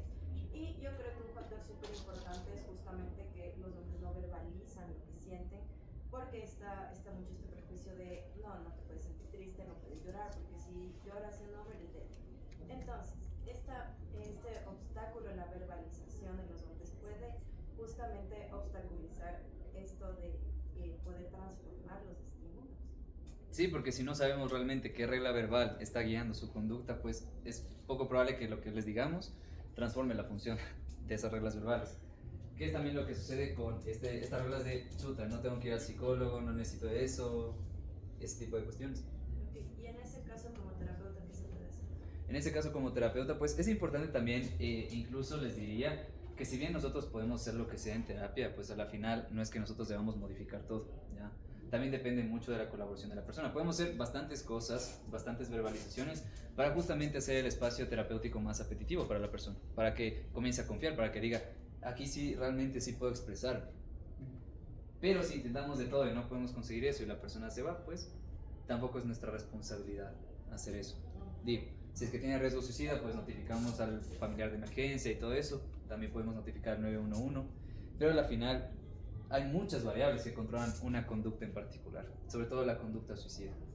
Entonces, lo que nosotros podemos hacer es lo mejor que podamos hacer en ese momento, ¿ya? Porque tampoco debemos intentar salvar a la persona, desde mi punto de vista. Sí, no, igual algo que se entrena indirectamente en consulta es la comunicación. No hay espacios en los cuales los hombres como tal podamos hablar una hora seguida. Y entonces lo que se entrena indirectamente sí es la comunicación. El hecho de que sepan cómo expresarse es algo que indirectamente lo aplican.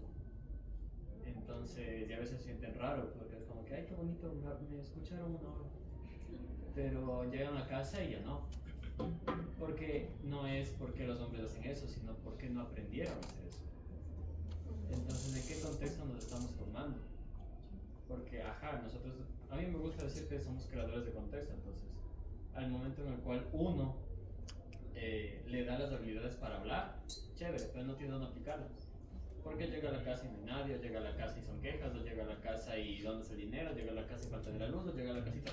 Le castigan la conducta. Le castigan la conducta de hablar, la conducta de expresarse, la conducta de todo lo que quieras que hacer castigado. Porque es una habilidad que no se entrenó. Indirectamente se entrena. Sí, van 6 sesiones, son 6 horas que hablo seguido. De seguro hablo más de ahí que en toda su vida. Chévere. Pero hay que ponerlo en práctica también. Entonces, sí es algo que se entrena indirectamente, pero no es que queda ahí. Porque ay, qué bonito, ya está hablando. Pero llega a la casa y la mujer está por divorciarse, está perdiendo el trabajo y todo lo malo que le puede pasar está pasando. Como que no hace mucho juego con lo que estamos viendo en terapia. Entonces también hay que evaluar eso. Y sí se trata. Entonces, retomemos nuevamente. Recuerden esto. Solo son estímulos que hay, ya. En todo lado. Las palabras también son estímulos. Que nosotros comenzamos a enmarcar, es decir, les damos un sentido. Comenzamos a relacionarlos arbitrariamente. Los enmarcamos en una relación. Estímulo A es igual a estímulo B. Estímulo E es igual a estímulo F. Y estímulo C es igual a estímulo D. Cuando estamos utilizando este marco de coordinación. Pero también podemos hacer lo siguiente. A un mismo grupo de estímulos podemos asignarles diferentes marcos. Podemos enmarcarlos relacionalmente de muchas otras formas. Por ejemplo, en estos 3 ejemplos tenemos, digamos, 3 fotografías, ¿ya? Estímulo A y estímulo B. Es la misma fotografía, pero le puedo poner marcos diferentes. El primero es igual a B. El segundo puede ser un marco diferente. Estímulo A es opuesto a estímulo B. Y el último puede ser estímulo A es parte del estímulo B. Son la misma fotografía, pero están en marcos diferentes. Son relaciones arbitrarias diferentes, ¿ya? Esa es la base de los marcos relacionales. Estos marcos relacionales. Entonces, ¿alguna duda hasta ahí de esto? Si es que el primero se llama marco de coordinación, ¿cómo se llaman los otros? Ya vamos a explicar cada uno. Sí. Tengo una pregunta porque me parece como que a cierto punto como que dicotómico, como que bien, mal, pero cuando estamos por ejemplo con el paciente, ¿cómo sabemos que, por ejemplo, el ejemplo que dijeron de ser infiel, cómo sabemos qué tan bien o qué tan mal es para el mal? Porque yo puedo pensar mal, pero no sé qué piensa el paciente. Por eso es importante preguntar por el contexto. Para todo esto y quiero que recuerden como este meme que creo que es de La Roca que dice contexto, ¿sí? Entonces, siempre debemos conocer el contexto, ya. El contexto en el cual se da una interacción verbal o en el contexto en el cual dice algo la persona. Y para saber ese contexto es importante preguntarle a qué te refieres con esto, ¿ya? O qué entiendes tú por bien, o qué entiendes tú por mal. Incluso nosotros podemos comenzar a poner marcos de comparación, por ejemplo. Decirle, ¿crees que...? A ver, déjame ver si entiendo. Tú cuando dices bien te refieres a cuando una persona, digamos, ha ido a los perritos de la calle y te dice, sí, precisamente eso. Entonces ahí tú también vas jugando con estos marcos relacionales para entender a qué se refiere la persona. ¿Ya? ¿Por ahí atrás, tal vez? ¿No? ¿No? Ya. Entonces podemos seguir. Ahora sí. Entonces, vamos a hacer otro... Ah, sí. Sí, como para acotar lo que decía él.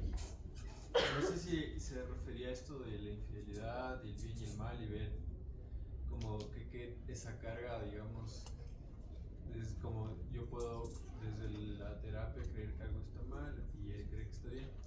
Creo que a mí lo que me ha ayudado mucho es justo entender esto de la función y cachar que el humano es poco pragmático. Entonces, claro, o sea, ahí es verdad, como para no caer en esto de si algo es bueno o malo, hay que ver esa conducta en función de qué valor, objetivo. Y claro, en este caso si es infiel, muchas veces, claro, el valor que está detrás tal vez es la diversión y capaz si tú no necesitas ahorita una relación, algo así. Sí, justamente, aunque también lo que podemos analizar es, digamos que mi consultante me dice, ¿está bien o está mal que sea infiel? ¿Ya?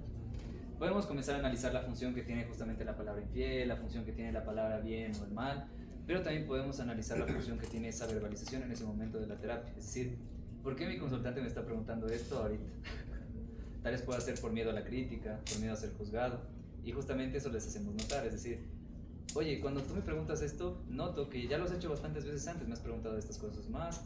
Tal vez crees que por ahí se puede esconder un miedo a la crítica, un miedo que te puedan decir las demás personas, porque siento que lo mismo te sucede en tu familia, lo mismo te sucede con tu pareja, con tus amigos. Entonces también podemos analizar esa función. ¿Ya? No solo meternos de lleno a las palabras y al significado de bien o mal, sino por qué mi consultante dijo esto en este momento. ¿Ya? Pero para eso debemos identificar bastante a qué nos referimos con función. Como lo estábamos viendo en condicionamiento clásico, condicionamiento operante, ahí está la función de las conductas. Y esto nos permite identificar la función de las palabras también. ¿Ya? Entonces, vamos a inventar una palabra, ¿ya? Para que vean cómo funcionan también los marcos relacionales. Entonces, Mika, dame una, digamos, consonante. ¿Consonante? Sí. La L. La L. No es prueba. A ver, la L. Déjame anotar. La L. Por acá dame una vocal. La O. O. ¿Ya? Emi. Una consonante. Ñ. Pau, una vocal. Y. Poli, una consonante. Ya, la palabra que inventamos es loñam. ¿Ya? ¿Tiene un significado? ¿Conocen una palabra así? Ya, les voy a mandar esta palabra por el grupo para no olvidar. No, pero como que yo lo intenté de cierta manera, involuntariamente, se me asoció a una imagen. Ya, esa es la relación derivada también. Ah, esa es buena. Ya, entonces, la palabra que inventamos es loñam. Ya les mandé la palabra por el grupo. Ahora vamos a ver cómo funcionan los marcos relacionales. ¿Ya? Quiero que pongan esta palabra en ese espacio en blanco. ¿Ya? Y vamos a hacer la relación arbitraria de es uno. Esa es la relación arbitraria que yo estoy estableciendo. El otro estímulo con el cual estamos comparando o enmarcando es enfermedad. Entonces, loñam es una enfermedad. Quiero que noten eso. Ahora yo les hago la siguiente pregunta. ¿Les gustaría tener loñam? No.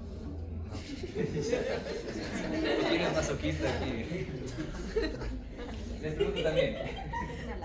¿Es más peligroso el loñam que el COVID? ¿Suena más peligroso? ¿No tanto? No suena tan peligroso. Suena potente. Sí, suena potente. Eso que el ébola. Sí, más que el ébola. Ya, ahora les hago otra pregunta. ¿Loñam tiene cura? Sí, sí tiene. Sí suena que tiene cura ya. Ahora, quiero que reconozcan que justamente esto es un marco de coordinación. Es decir, algo estímulo A es igual o es semejante al estímulo B. Lo ñam es una enfermedad. Ese es el marco de coordinación, que es el marco que hemos utilizado durante toda nuestra vida, es como el marco más primitivo. Por ejemplo, cuando yo sostengo esto, al inicio no sabíamos qué era, pero podemos decir botella, ¿ya? Igual con un vaso, comenzamos a relacionarlos, ¿ya? Estimulación verbal con esta estimulación física. De esa manera funciona el marco de coordinación, ¿ya? Vamos con el siguiente. Ahora quiero que se olviden que es una enfermedad. Entonces, podemos decir lo ñam es opuesto a frío, ¿ya? Entonces, les pregunto, ¿lo ñam es lo mismo que caliente? Sí. ¿Ya? ¿La playa tiene esta temperatura? ¿Lo ñam? ¿Sí? ¿Es como una temperatura? Sí, ¿no? ¿Son team frío o team lo ñam? ¿Qué dirían? Soy Team Loñam. Team lo ñam, por acá. A ver, alce la mano quién es team lo ñam. ¿Quién le gusta? Funados van a estar. Pero quiero que noten eso, ¿ya? Y quiero que vayan notando lo siguiente. Lo ñam no existe, pero nosotros lo estamos relacionando. Yo estoy dando las relaciones arbitrarias para que ustedes tengan ese significado. Así funciona la conducta relacional en el lenguaje. Ahora, olvídense que lo ñam es opuesto a frío. ¿Ya? Este es marco de oposición, ¿ya? Estímulo A es opuesto a estímulo B. También tenemos esto, lo ñam no es comida. Ese es otro marco, ¿ya? Yo les pregunto, ¿será seguro comer lo ñam? ¿No? ¿Se atreverían a comer lo ñam? Suena rico. Pero no es comida, Marcial. Si piden en un restaurante lo ñam, ¿les van a dar? Probablemente no, porque no es comida, ¿ya? Este otro marco se llama marco de distinción. Y quiero que presten atención en cuanto a la oposición. El de oposición es justamente lo opuesto, ya por los opuestos. Pero esta distinción es justamente una negativa, ya, es decir, negación, un marco de negación. Algo no es esto. Y esto siempre se utiliza en todo. Marco de distinción. Bueno, vamos a retroceder al marco de coordinación. ¿Se les ocurre ejemplos? ¿Otros ejemplos del marco de coordinación? El dinero es igual a ser feliz. Sí. ¿Algo más?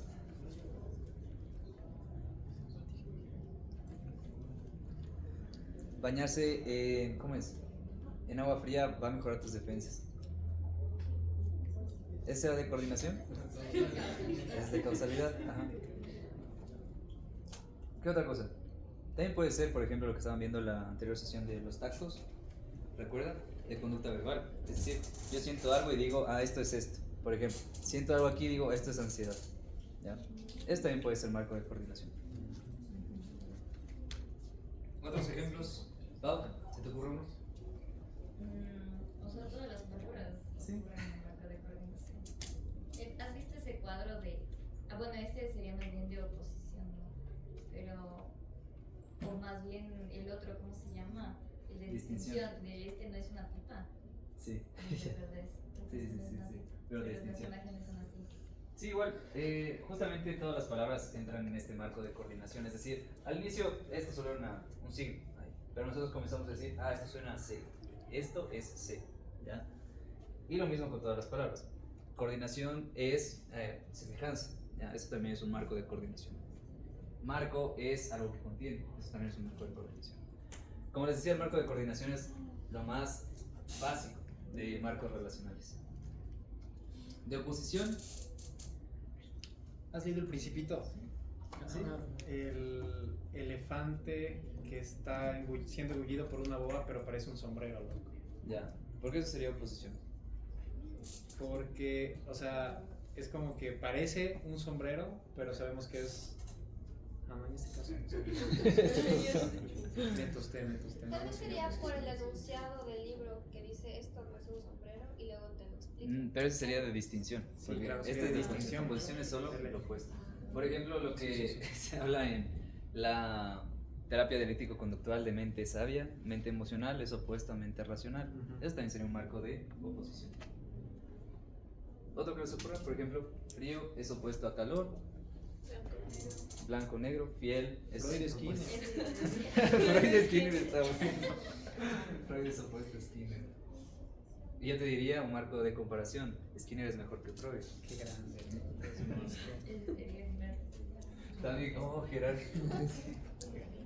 Ese sería, si dijéramos, Skinner es el papá de Freud. Jerárquico. Ya, entonces de distinción, ahí sería esto no es una pipa. El sombrero, el sombrero. Esto no es un sombrero. ¿Qué más se les ocurre? De distinción. Es decir, simplemente negamos que algo es. Cuando hablan de violencia, esto no es amor. Eso es bueno, esto no es amor. Y comenzamos a poner más reglas, más funciones, más estímulos verbales para seguir transformando esa función. Y hacer que la relación sea más aversiva. Para que den el paso de salir. El de hombre no es gente. Hombre no es gente. Mentira, no es. De distinción.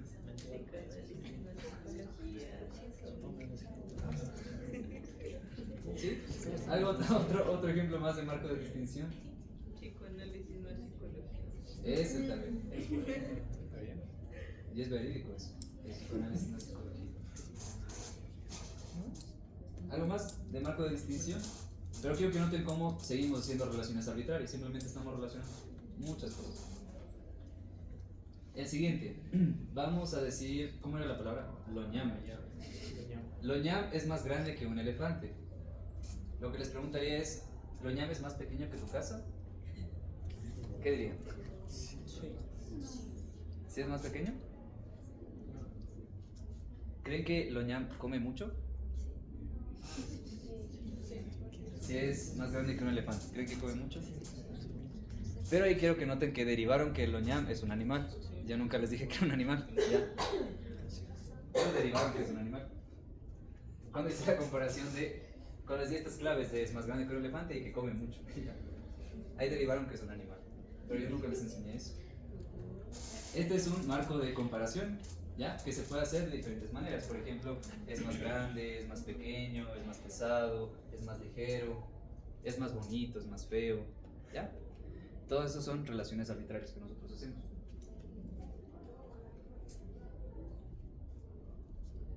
De ahí tenemos la siguiente. La taquicardia es un síntoma de Loñam. Entonces, lo que les preguntaría es, ¿Loñam se parece a la ansiedad? Sí. ¿Ya? Loñam, bueno, ¿se sentiría peor que un ataque de pánico tener Loñam? No tanto, ¿no? Pero quiero que noten lo siguiente. Que este sería un marco jerárquico, es decir, algo que incluye algo más. Un estímulo que incluye otros estímulos más.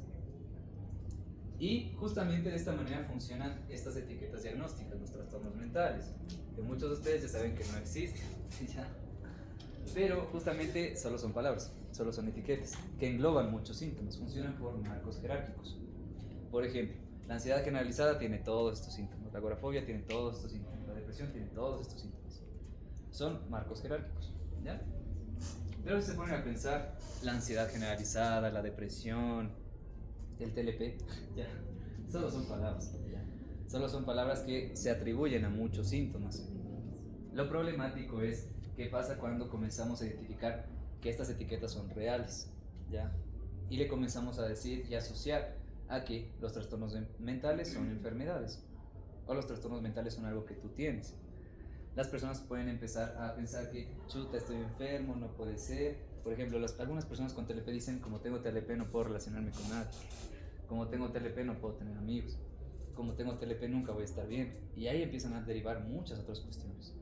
Porque, digamos, un psiquiatra o un psicólogo que no les sabía todo esto, pues les dijo, tienes TLP. Debes tomar medicación para toda la vida. ¿Ya? Marcos jerárquicos. ¿Ya? Cuando nosotros decimos esto de ansiedad generalizada, por ejemplo, que muchas personas en centros de salud, en hospitales psiquiátricos piensan que son enfermedades, pero realmente solo son palabras, ¿ya? Y lo mismo sucede con todas las etiquetas más, como por ejemplo narcisismo, incluso el trauma es una etiqueta, ¿ya? el trauma como una entidad dentro de la persona no existe. El trauma es una etiqueta que engloba muchas conductas. ¿Ya? ¿Sí? En cuanto a trastornos psicóticos, ¿existen en los delirios estas relaciones arbitrarias? Ya, en ese sentido, cuanto a los trastornos psicóticos, siempre es importante considerar, digamos, una vulnerabilidad biológica, que hace más probable que la persona comience a tener alucinaciones o delirios incluso. Pero lo que nosotros podemos identificar justamente en este sentido de los delirios es cuando esta persona delira, qué pasa en su ambiente, ya, qué accede o qué le quitan de su ambiente. Digamos, cuando una persona comienza a delirar en el trabajo, le sacan del trabajo ya, y le dan el día libre. Por ahí podemos empezar a identificar la función de los delirios. Pero también podemos identificar qué marcos de coordinación, qué marcos jerárquicos están en ese delirio también, ¿ya? Pero puede ser difícil cuando la persona está en un episodio psicótico donde está hablando y no se le entiende nada. Pero también se maneja en base a estos marcos relacionales, a estas relaciones arbitrarias. ¿Sí? Estos son como que cuando decimos que algo contiene a otra cosa. Exactamente. Y ya pregunta, todas estas justamente jerarquías de ponte los militares, de que cabo, general, coronel, no sé qué, ¿es jerárquico o es de comparación? ¿Puedes repetir eso último?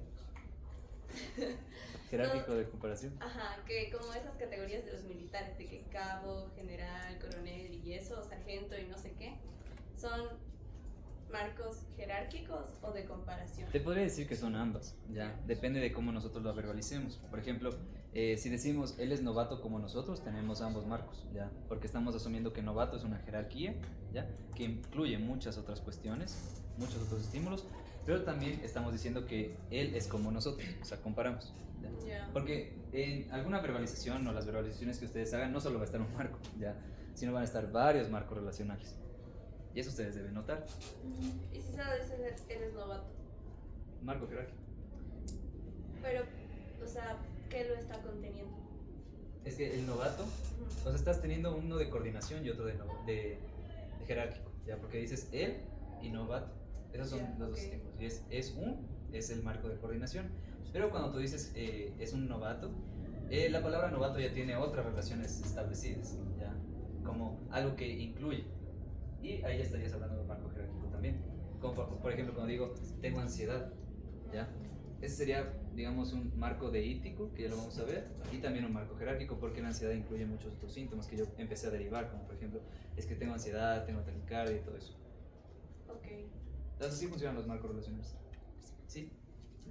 A ver, cuando yo hacía prácticas en el psiquiátrico, notaba que los pacientes cuando les decían un diagnóstico, como que justamente hacen esto de relacionar con todo lo de su vida. O sea, como que yo soy desordenado porque yo soy chistoso porque tengo esto. Entonces, literalmente toda su vida se basaba en su diagnóstico. ¿Cómo podemos hacer que esto no pase? Ya, esto es algo que sucede porque todas las personas, como todo el contexto favorece a que se dé eso, ¿ya? Como por ejemplo los psiquiatras o los psicólogos que no entienden cómo funciona realmente el lenguaje, las reglas verbales. Ahora, ¿qué es lo que se establece como intervenciones? Que ya vamos a ver un poquito más después.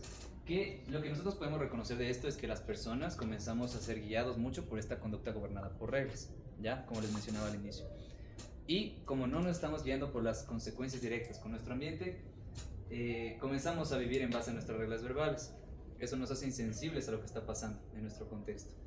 Y eso al final hace que nosotros, digamos, justifiquemos nuestras conductas diciendo, es que yo soy así porque soy histriónico y por eso me debo respetar y por eso soy... Y esto es algo también un poco fuerte tal vez, pero utilizan los trastornos mentales para decir estoy discapacitado, ¿ya? Sí. También es como tal vez hacer notar esa... Es una falacia al final circular, porque es como... Sí. ¿Por qué hago esto? Porque no hago esto porque tengo depresión. ¿Y por qué tengo depresión? Porque hago esto. Sí, justamente. Eso es algo que yo también les explico a mis consultantes al inicio, como la razón por la cual yo no les voy a dar ningún diagnóstico, porque al final el diagnóstico no me sirve para comprender nada. Pero lo que sí les diría es que, por ejemplo, ACT sí nos favorece bastante este espacio en donde creamos un contexto diferente, en donde no necesariamente, bueno, en primer lugar, le hacemos entrar en contacto de las consecuencias que tiene por manejarse de esa manera. Es decir, cuando tú te justificas con este diagnóstico, ¿qué pasa en tu contexto? Ya, tal vez te aleja de cosas importantes, te acerca. Y si es que reconoce ya que, chuta, lo que estoy haciendo no me está funcionando, ahí le damos la posibilidad de actuar diferente, a no hacerle caso a este diagnóstico que tal vez debería tener algún punto. Entonces, es algo que se maneja en ACT y que también lo vamos a ver en las próximas clases. ¿Hasta ahí todo claro? ¿Sí? Ya. Ahora, quiero que noten que durante todo este ejercicio hemos estado usando marcos relacionales también. Entonces, antes lo ñam era una enfermedad, ahora es una comida. Les pregunto, ¿les gustaría probar lo ñam? ¿No suena bien? Pero recuerden que ya no es una enfermedad. Antes era una enfermedad. Defusiona, te decía. Y si les diría, antes lo ñam era una enfermedad, ahora es la mejor comida del mundo. Igual tampoco. Muy exótico, pero quiero que vean cómo comenzaron a derivar nuevas cosas. ¿Será que lo ñam es más rico que un bolón? No. Si es de chicharrón, no. Eso es bueno, es bueno. Ya.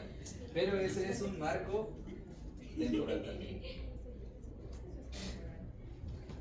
Podemos poner también lo siguiente: lo ñam es un animal, hay marco de coordinación, pero ponemos otro marco también, dentro de una jaula. ¿Ya? ¿Te puede lastimar lo ñam? No. Sí, pero está dentro de una jaula. No. ¿Será lo ñam peligroso? Si está dentro de una jaula. Disculpen. Pero este podemos determinarlo como un marco espacial cuando identificamos que algo está dentro, algo está lejos, algo está cerca de otro estímulo también. Andrés, ¿cuál era el anterior marco? Temporal. Ah, temporal, ya. Es un animal dentro de una jaula. Pero aquí recuerden que tenemos el marco de coordinación también. Cuando decimos es un animal. A ver, ahora este. Si lo ñam fuese un dictador, entonces habría una tercera guerra mundial. Ya, eso es. A ver, si lo ñam fuese un dictador, entonces habría una tercera guerra mundial. Eso seguro, ya eso lo estoy asegurando. ¿Es peligroso lo ñam? Sí. ¿Bastante peligroso? ¿Será buena gente? ¿No? Ya. Ahora, este marco se denomina marco de causalidad. Si algo sucede, entonces pasará esto. Esta también es una buena observación jerárquica, que implica ser un dictador. Comenzamos a derivar nuevas cuestiones también. Marco de causalidad, y aquí tenemos el final, que son los marcos deícticos, ¿ya? Que estos son un poco más complicados de identificar también, porque se nota bastante en este cambio de perspectiva que uno puede tener dentro de la consulta, dentro de las verbalizaciones que uno hace. Y tenemos tres formas, ¿ya?, de cambiar la perspectiva. Por ejemplo, yo y tú, esa es una perspectiva. Yo tengo miedo, pero tú no. Podemos cambiar el yo y tú y podemos decir, tú tienes miedo, pero yo no, ¿ya? Ese es el marco deítico, yo y tú. También tenemos otro de aquí y allá. Aquí me siento seguro, allí no porque estoy contigo. Podemos cambiar igualmente. Allá no me siento seguro, pero aquí no porque estoy contigo. Así funciona este cambio de perspectiva, ¿ya? Y también el ahora antes, o también ahora y después. Por ejemplo, antes era una buena persona, ahora no lo sé. Ahora, ¿cómo podemos utilizar esto en terapia? Cuando comenzamos a darles verbalizaciones a nuestros consultantes para que cambien de perspectiva, como por ejemplo, antes me dijiste que eras infiel, pero ahora ¿qué tipo de persona realmente quieres ser para tu vida? Para el futuro también. Ajá, para el futuro. O aquí estás bastante estable, tienes una familia, estás seguro, pero ¿es realmente lo que quieres para tu vida? Porque yéndote a otro país puedes conseguir estas otras cosas. Ahí están bastantes marcos, pero quiero que noten los marcos deícticos. Por ejemplo, también podemos utilizar marcos de yo y tú para validar. Por ejemplo, si es que yo estuviera en tus zapatos, también me sentiría así de mal, ¿ya? Es válido que te sientas así. Entonces, de esa manera funciona el marco deítico, ¿ya? ¿Sí? O sea, lo que les caracteriza como deícticos y no espacial o temporal es que hay como una oposición entre dos perspectivas. Sí, es un cambio de perspectiva. No necesariamente oposición, pero es un cambio de perspectiva, ¿ya? Que tú le haces como cuestionar a la persona, ¿qué pasaría si estuvieras aquí versus estando allá? O si yo fuera tú, ¿ya? Ese tipo de cuestiones nosotros buscamos al utilizar estos marcos relacionales deíticos.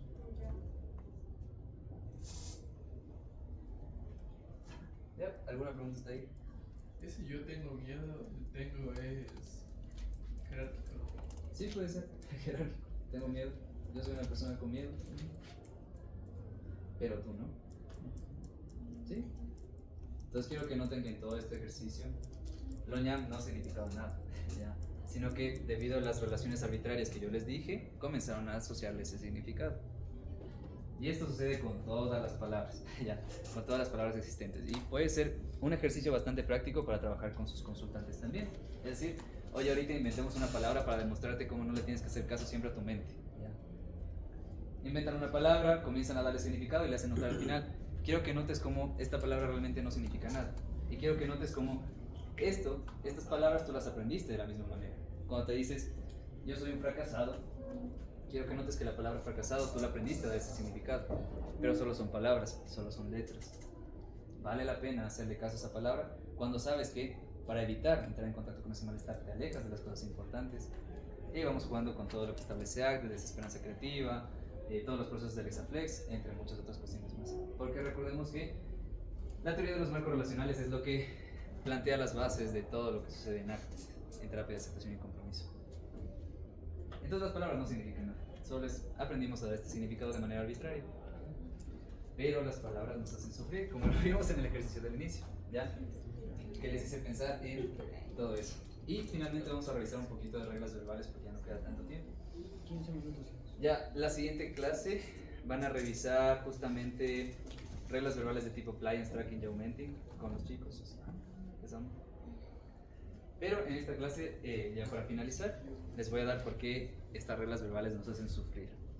Que es como lo que establece ACT, que el sufrimiento es producido por el lenguaje, por toda la manera en la que nosotros derivamos relaciones y utilizamos los marcos relacionales. Entonces, las reglas verbales nos pueden generar sufrimiento humano. Quiero que retomemos el mismo ejercicio del inicio, ¿ya? Conducta gobernada por contingencias y conducta gobernada por reglas. Lo que sucedía con la conducta gobernada por contingencias es nuestra conducta se modifica por las consecuencias directas que nosotros tenemos con nuestro ambiente. En cambio, la conducta gobernada por reglas es, a pesar de que yo no tengo consecuencias directas, puedo modificar mi comportamiento. El ejemplo que les había dado es, yo salgo, me mojo, regreso y cojo el paraguas. Eso es conducta gobernada por contingencias. Pero la conducta gobernada por reglas es, a ver, yo veo el cielo que está nublado, entonces sé que va a llover y sé que me voy a mojar, reglas verbales, y por eso voy a salir, me voy a anticipar, voy a salir con mi paraguas para no mojar. ¿Qué pasa si es que salí con mi paraguas, llovió y justamente me sirvió hacerle caso a esa regla verbal, me sirvió hacerle caso a mi mente? Pues reforzamos el seguimiento de reglas, ¿ya? Comenzamos a pensar, oye, es útil hacerle caso a mi mente. Es muy útil, entonces tengo que hacerle caso siempre. Ahora, ¿qué pasa si es que igualmente otra persona nos dice, debes salir con paraguas? ¿Ya? Nos dice eso, le hacemos caso, salimos con paraguas y realmente nos funcionó eso. Realmente no nos mojamos. Estamos reforzando esta conducta de seguir reglas de los demás. Y quiero que noten eso. Por un lado podemos aprender y reforzar este seguimiento de reglas verbales propias y también el seguimiento de reglas verbales de otras personas. Si es que en serio nos funciona seguir esas reglas. La realidad es que no siempre nos funciona. Entonces, ¿qué pasa después? Tenemos justamente el contexto directo con la experiencia, pero también podemos derivar las siguientes reglas cuando nos enfrentamos a una situación que tal vez no salió como esperábamos. Por ejemplo, ¿qué pasa si es que toda nuestra vida nos enseñaron a hacerle caso a lo que los demás nos dicen? Digamos, nuestra mamá nunca nos enseñó a cuestionar a los demás. Y nos funcionaba bastante hacerle caso a estas reglas verbales que nos decía nuestra mamá, porque si no le hacíamos caso nos iba a castigar y nos iba a pegar. Se refuerza este seguimiento de reglas. Esto va a ser más probable que cuando nuestro jefe o alguien nos diga que sigamos algo, que hagamos algo, así nos haga sentir muy mal, pues lo hagamos. ¿Ya? Y también, ¿qué pasa si es que le hacemos mucho caso a nuestra mente cuando nos dice reglas verbales? Como por ejemplo este tema del paraguas, ¿ya? Debes salir con paraguas porque es probable que llueva. Así no entramos en contacto directo con el mojarnos por la lluvia, le hicimos caso a nuestra mente y fue útil en ese momento. Pero después vamos a pensar que todo lo que nos dice nuestra mente va a ser verdad. Como por ejemplo, ¿qué pasa cuando nos dice soy un fracasado? No sirvo para nada, merezco sufrir, quiero morir, ¿ya? No merezco esta vida, hago daño a los demás. Quiero que noten a partir de todo lo que hemos visto en esta clase que solo son pensamientos, solo son palabras. Pero debido a que la persona aprendió a hacerles caso, ¿ya? es probable que si le haga caso a ese quiero morir, o me quiero autolesionar, ¿ya? O merezco sufrir, y haga conductas que le guíen en base a eso. Justamente recién hice un ejercicio con mi consultante que tiene el riesgo suicida de darse cuenta, o sea, trabajamos yo como contexto y le hice dar cuenta que a veces lo que nos dice la mente pues no es verdad. Le dije, cuando no duermes, cuando no comes, cuando no has hecho ejercicio, ¿qué te dice la cabeza? Te dice todas estas cosas horribles, pero después de dormir bien y comer, ¿qué pasa? Entonces también lo que nos dice responde a nuestra vulnerabilidad biológica. Entonces es una forma también de contactar como que, ok, tal vez me está diciendo esto mi cabeza porque no he comido, no he dormido bien, ha pasado todo esto, me fue mal en una prueba, todo eso. Entonces contactar con eso ayuda mucho como a separar, a defusionar así. Exactamente, y esto es importante porque a medida que las personas aprenden a guiarse por estas conductas gobernadas por reglas, lo que sucede es que le hacemos mucho caso a nuestra mente, pensamos que nos dice la verdad y que siempre tenemos que hacerle caso. Esto genera insensibilidad al contexto, es decir, puede ser que por tanto caso que le he hecho a mi mente todos los días, por 30 años de mi vida, yo simplemente le hago caso a ese malestar que luego me dice, chuta, estás sintiéndote de la mierda, no puedes tener una vida digna, y no nos hace reconocer que realmente podemos disfrutar, que realmente estamos jugando con nuestros amigos, jugando fútbol, que disfrutamos también de pasar con nuestra familia, porque ya nos acostumbramos a solo prestar atención a estos pensamientos. Y cuando nos acostumbramos a todo eso, pues nos dejamos guiar por eso. Somos insensibles a todos estos reforzadores naturales que hay en nuestra vida, ¿ya? Y eso nos va a hacer sentir bastante mal y va a empeorar todo este ciclo también. Entonces el hacerles contactar con la experiencia también es una buena forma de hacerlos más sensibles al contexto. Y que noten que no necesariamente tienen que hacerle caso a sus pensamientos. O incluso que a pesar de que esos pensamientos o el malestar esté ahí, ellos pueden tener acciones que les acercan a las cosas importantes en su vida, ¿ya? Que es lo que se establece en acto. ¿Por ahí? Cuando la persona se apega demasiado a estos pensamientos en acto, podríamos llamarlo como esto de inflexibilidad psicológica. Exactamente. Aunque un término más directo es fusión cognitiva. Ajá. Pero esta insensibilidad al contexto es la base también de la inflexibilidad psicológica que se hace en ACT, que se establece por procesos de fusión cognitiva, evitación experiencial, atención inflexible, poca claridad con valores, yo como contenido y poca acción comprometida con las cosas. Sí, tenía otra pregunta que es más con respecto a... no me ha ocurrido, ¿no? Pero ¿qué ocurre si es que algún día nosotros haciendo esta investigación de lo valioso del consultante ve como valioso el morirse? Ya le preguntaría por qué. Y también en este sentido siempre es importante considerar que si esa persona considera eso valioso, que es algo que quiere para su vida, pues nosotros estamos en la posición de decirle no lo hagas o evitar que lo haga. Por eso en la charla que di de riesgo suicida en la central les dije estas 3 preguntas principales que uno debe tener siempre claro para abordar riesgo suicida o conductas suicidas. La primera es ¿qué es la muerte? ¿Ya? Eso debemos tener clarísimo. ¿Qué es la muerte? O sea, si el suicidio es una muerte o ese tipo de cosas. ¿Qué es la muerte? La segunda es ¿las personas tienen derecho a suicidarse? ¿Tú tienes ese derecho a suicidarte? Y la tercera es ¿las personas tenemos derecho a evitar que las personas se suiciden? ¿Tú tienes ese derecho? Y a partir de esas preguntas tú realmente te vas a dar cuenta de chuta, o sea, no estoy preparado o realmente no quiero abordar riesgo suicida porque al final es probable que se suicide. ¿Estás dispuesto a aceptar que esa persona se va a suicidar? ¿Estás dispuesto a que a pesar de que todo lo que has hecho esa persona simplemente, digamos, te ghosteó y se mató? Esa es la pregunta que te deberías hacer realmente. Ahí tal vez puede ayudar un poco, indagar más cuál es la... Porque no es que se mató, sino está diciendo quiero morir. Entonces como que ¿para qué quieres morir? Exactamente. ¿Cuál es la función de querer morir? ¿Cuál es la función? Exacto. Y de eso se trata el conductismo, de determinar la función de una conducta.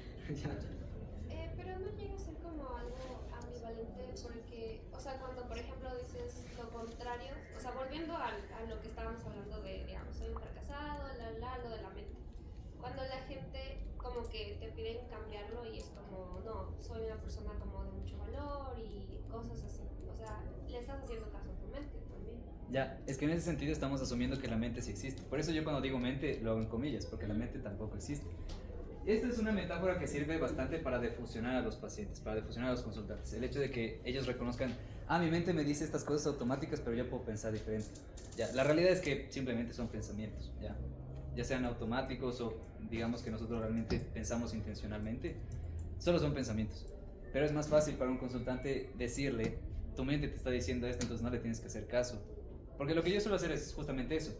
Les explico cómo funciona la mente, que es una capacidad que aprendemos mediante el lenguaje, pero que ellos no le tienen que hacer caso, porque ellos pueden pensar de forma voluntaria, no como su mente que solo les dice ideas involuntariamente. Pero a la final, desde un punto de vista teórico, desde un punto de vista conductual, solo son pensamientos, ¿ya? Pero es más fácil para el consultante, en lugar de explicarle y darle 5 clases de conductismo para explicarle por qué la mente no existe, mejor decirle, mira, la mente es algo que está ahí, pero tú no lo tienes que parar, bol, ¿ya? Y a los manuales igual están. O hacerle caso a tu mente, te está acercando o te está alejando de las cosas importantes. Sí, son metáforas, como les decía. Igual otra cosa importante a tener en cuenta, por lo menos desde ACT, es que no nos centramos tanto en modificar el contenido de lo que le dice la mente al consultante. O sea, no nos centramos en el contenido, en este caso, no sé, modificar el soy un fracasado por no, eres una persona valiosa. Sino, ok, estás percibiendo esto que te dice tu mente en este momento, de que eres un fracasado, eres bla, bla, bla, bla, bla. Pero a pesar de esto que te dice tu mente, ¿podrías acercarte a construir una vida significativa? O sea, ese es el tema. Más que nada es ayudarle al consultante a encontrar esa vida con un significado para él y que esas etiquetas, eso que te dice tu mente, no sea un impedimento para acercarte a eso, ¿me cachas? Sí, es que justamente yo también utilizo el término de mente porque a la final los consultantes, incluso muchos de ustedes creen que sí tienen mente. Entonces, por eso es útil utilizar esta metáfora. ¿Y tu inconsciente dónde está? En la amígdala se decía. Ya, entonces, lo mismo sucede con esto, o sea, nosotros utilizamos estas metáforas para que los consultantes nos entiendan, ¿ya? Pero como psicólogos conductuales nosotros sabemos desde digamos, las bases epistemológicas y ontológicas que no existe la mente. Pero tampoco le vas a decir a tu consultante, oye, no existe la mente, ¿sí? Porque a la final eso puede deteriorar la necesidad terapéutica y se puede ir. Y ya no regresa. Entonces por eso utilizamos la metáfora de tienes una mente pero no tienes que hacerle caso. Pero por ejemplo, bueno, como dato curioso, yo cuando aprendí de conductismo, mi mente se eliminó, literalmente. Cuando aprendí de conductismo mi mente desapareció. Entonces, ¿por qué queremos trabajar en la insensibilidad al contexto? Porque precisamente queremos que el consultante ya no viva en su mente, pero viva realmente en su vida. ¿Ya? La frase de Sig. Toma su. Justamente esa es la base de lo que Steve Hayes plantea en la terapia de aceptación y compromiso. Salir de tu mente y entrar en tu vida. Salir de este patrón de hacerle caso a las reglas verbales y entrar realmente en las contingencias, ¿ya? Vivir la contingencia, vivir las consecuencias de mis acciones. A pesar de que mi mente está por ahí hablando y hablando, sin pararle bola, como si fuera solo una radio vieja que está por ahí. Entonces, eso sería todo por hoy. No sé si tienen alguna pregunta, alguna situación en particular, tal vez. Si no, en próximas sesiones me parece que van a trabajar ya de lleno en terapia de aceptación y compromiso. Porque esta es toda la introducción, para que puedan entender por qué sucede. Ahora sí, recién vamos a empezar a... Esto es, ¿podrías dar un pequeño resumen? Yo llegué como media hora tarde. O sea, solamente de la parte de... ¿Cuál parte? Del principio. El principio expliqué esto. Sí. Esta es la misma diapositiva que puse al inicio, ya que nosotros los seres humanos vivimos en dos mundos diferentes al mismo tiempo. Uno que es gobernado por contingencias y otro gobernado por reglas, es decir, uno en donde estamos en contacto directo con las consecuencias de nuestras acciones y otro en donde nos anticipamos a las consecuencias, ¿ya? Entonces, ¿qué pasa cuando solo vivimos en nuestra mente, como metáfora? Pues somos insensibles a las consecuencias de nuestro contexto y eso es lo que genera sufrimiento. ¿Otra pregunta más? ¿No? Si no tienen otra pregunta más, pues agradecerles por su asistencia el día de hoy. Ahí nos vemos la siguiente semana. Bueno, la siguiente semana me parece que no tenemos auditorio.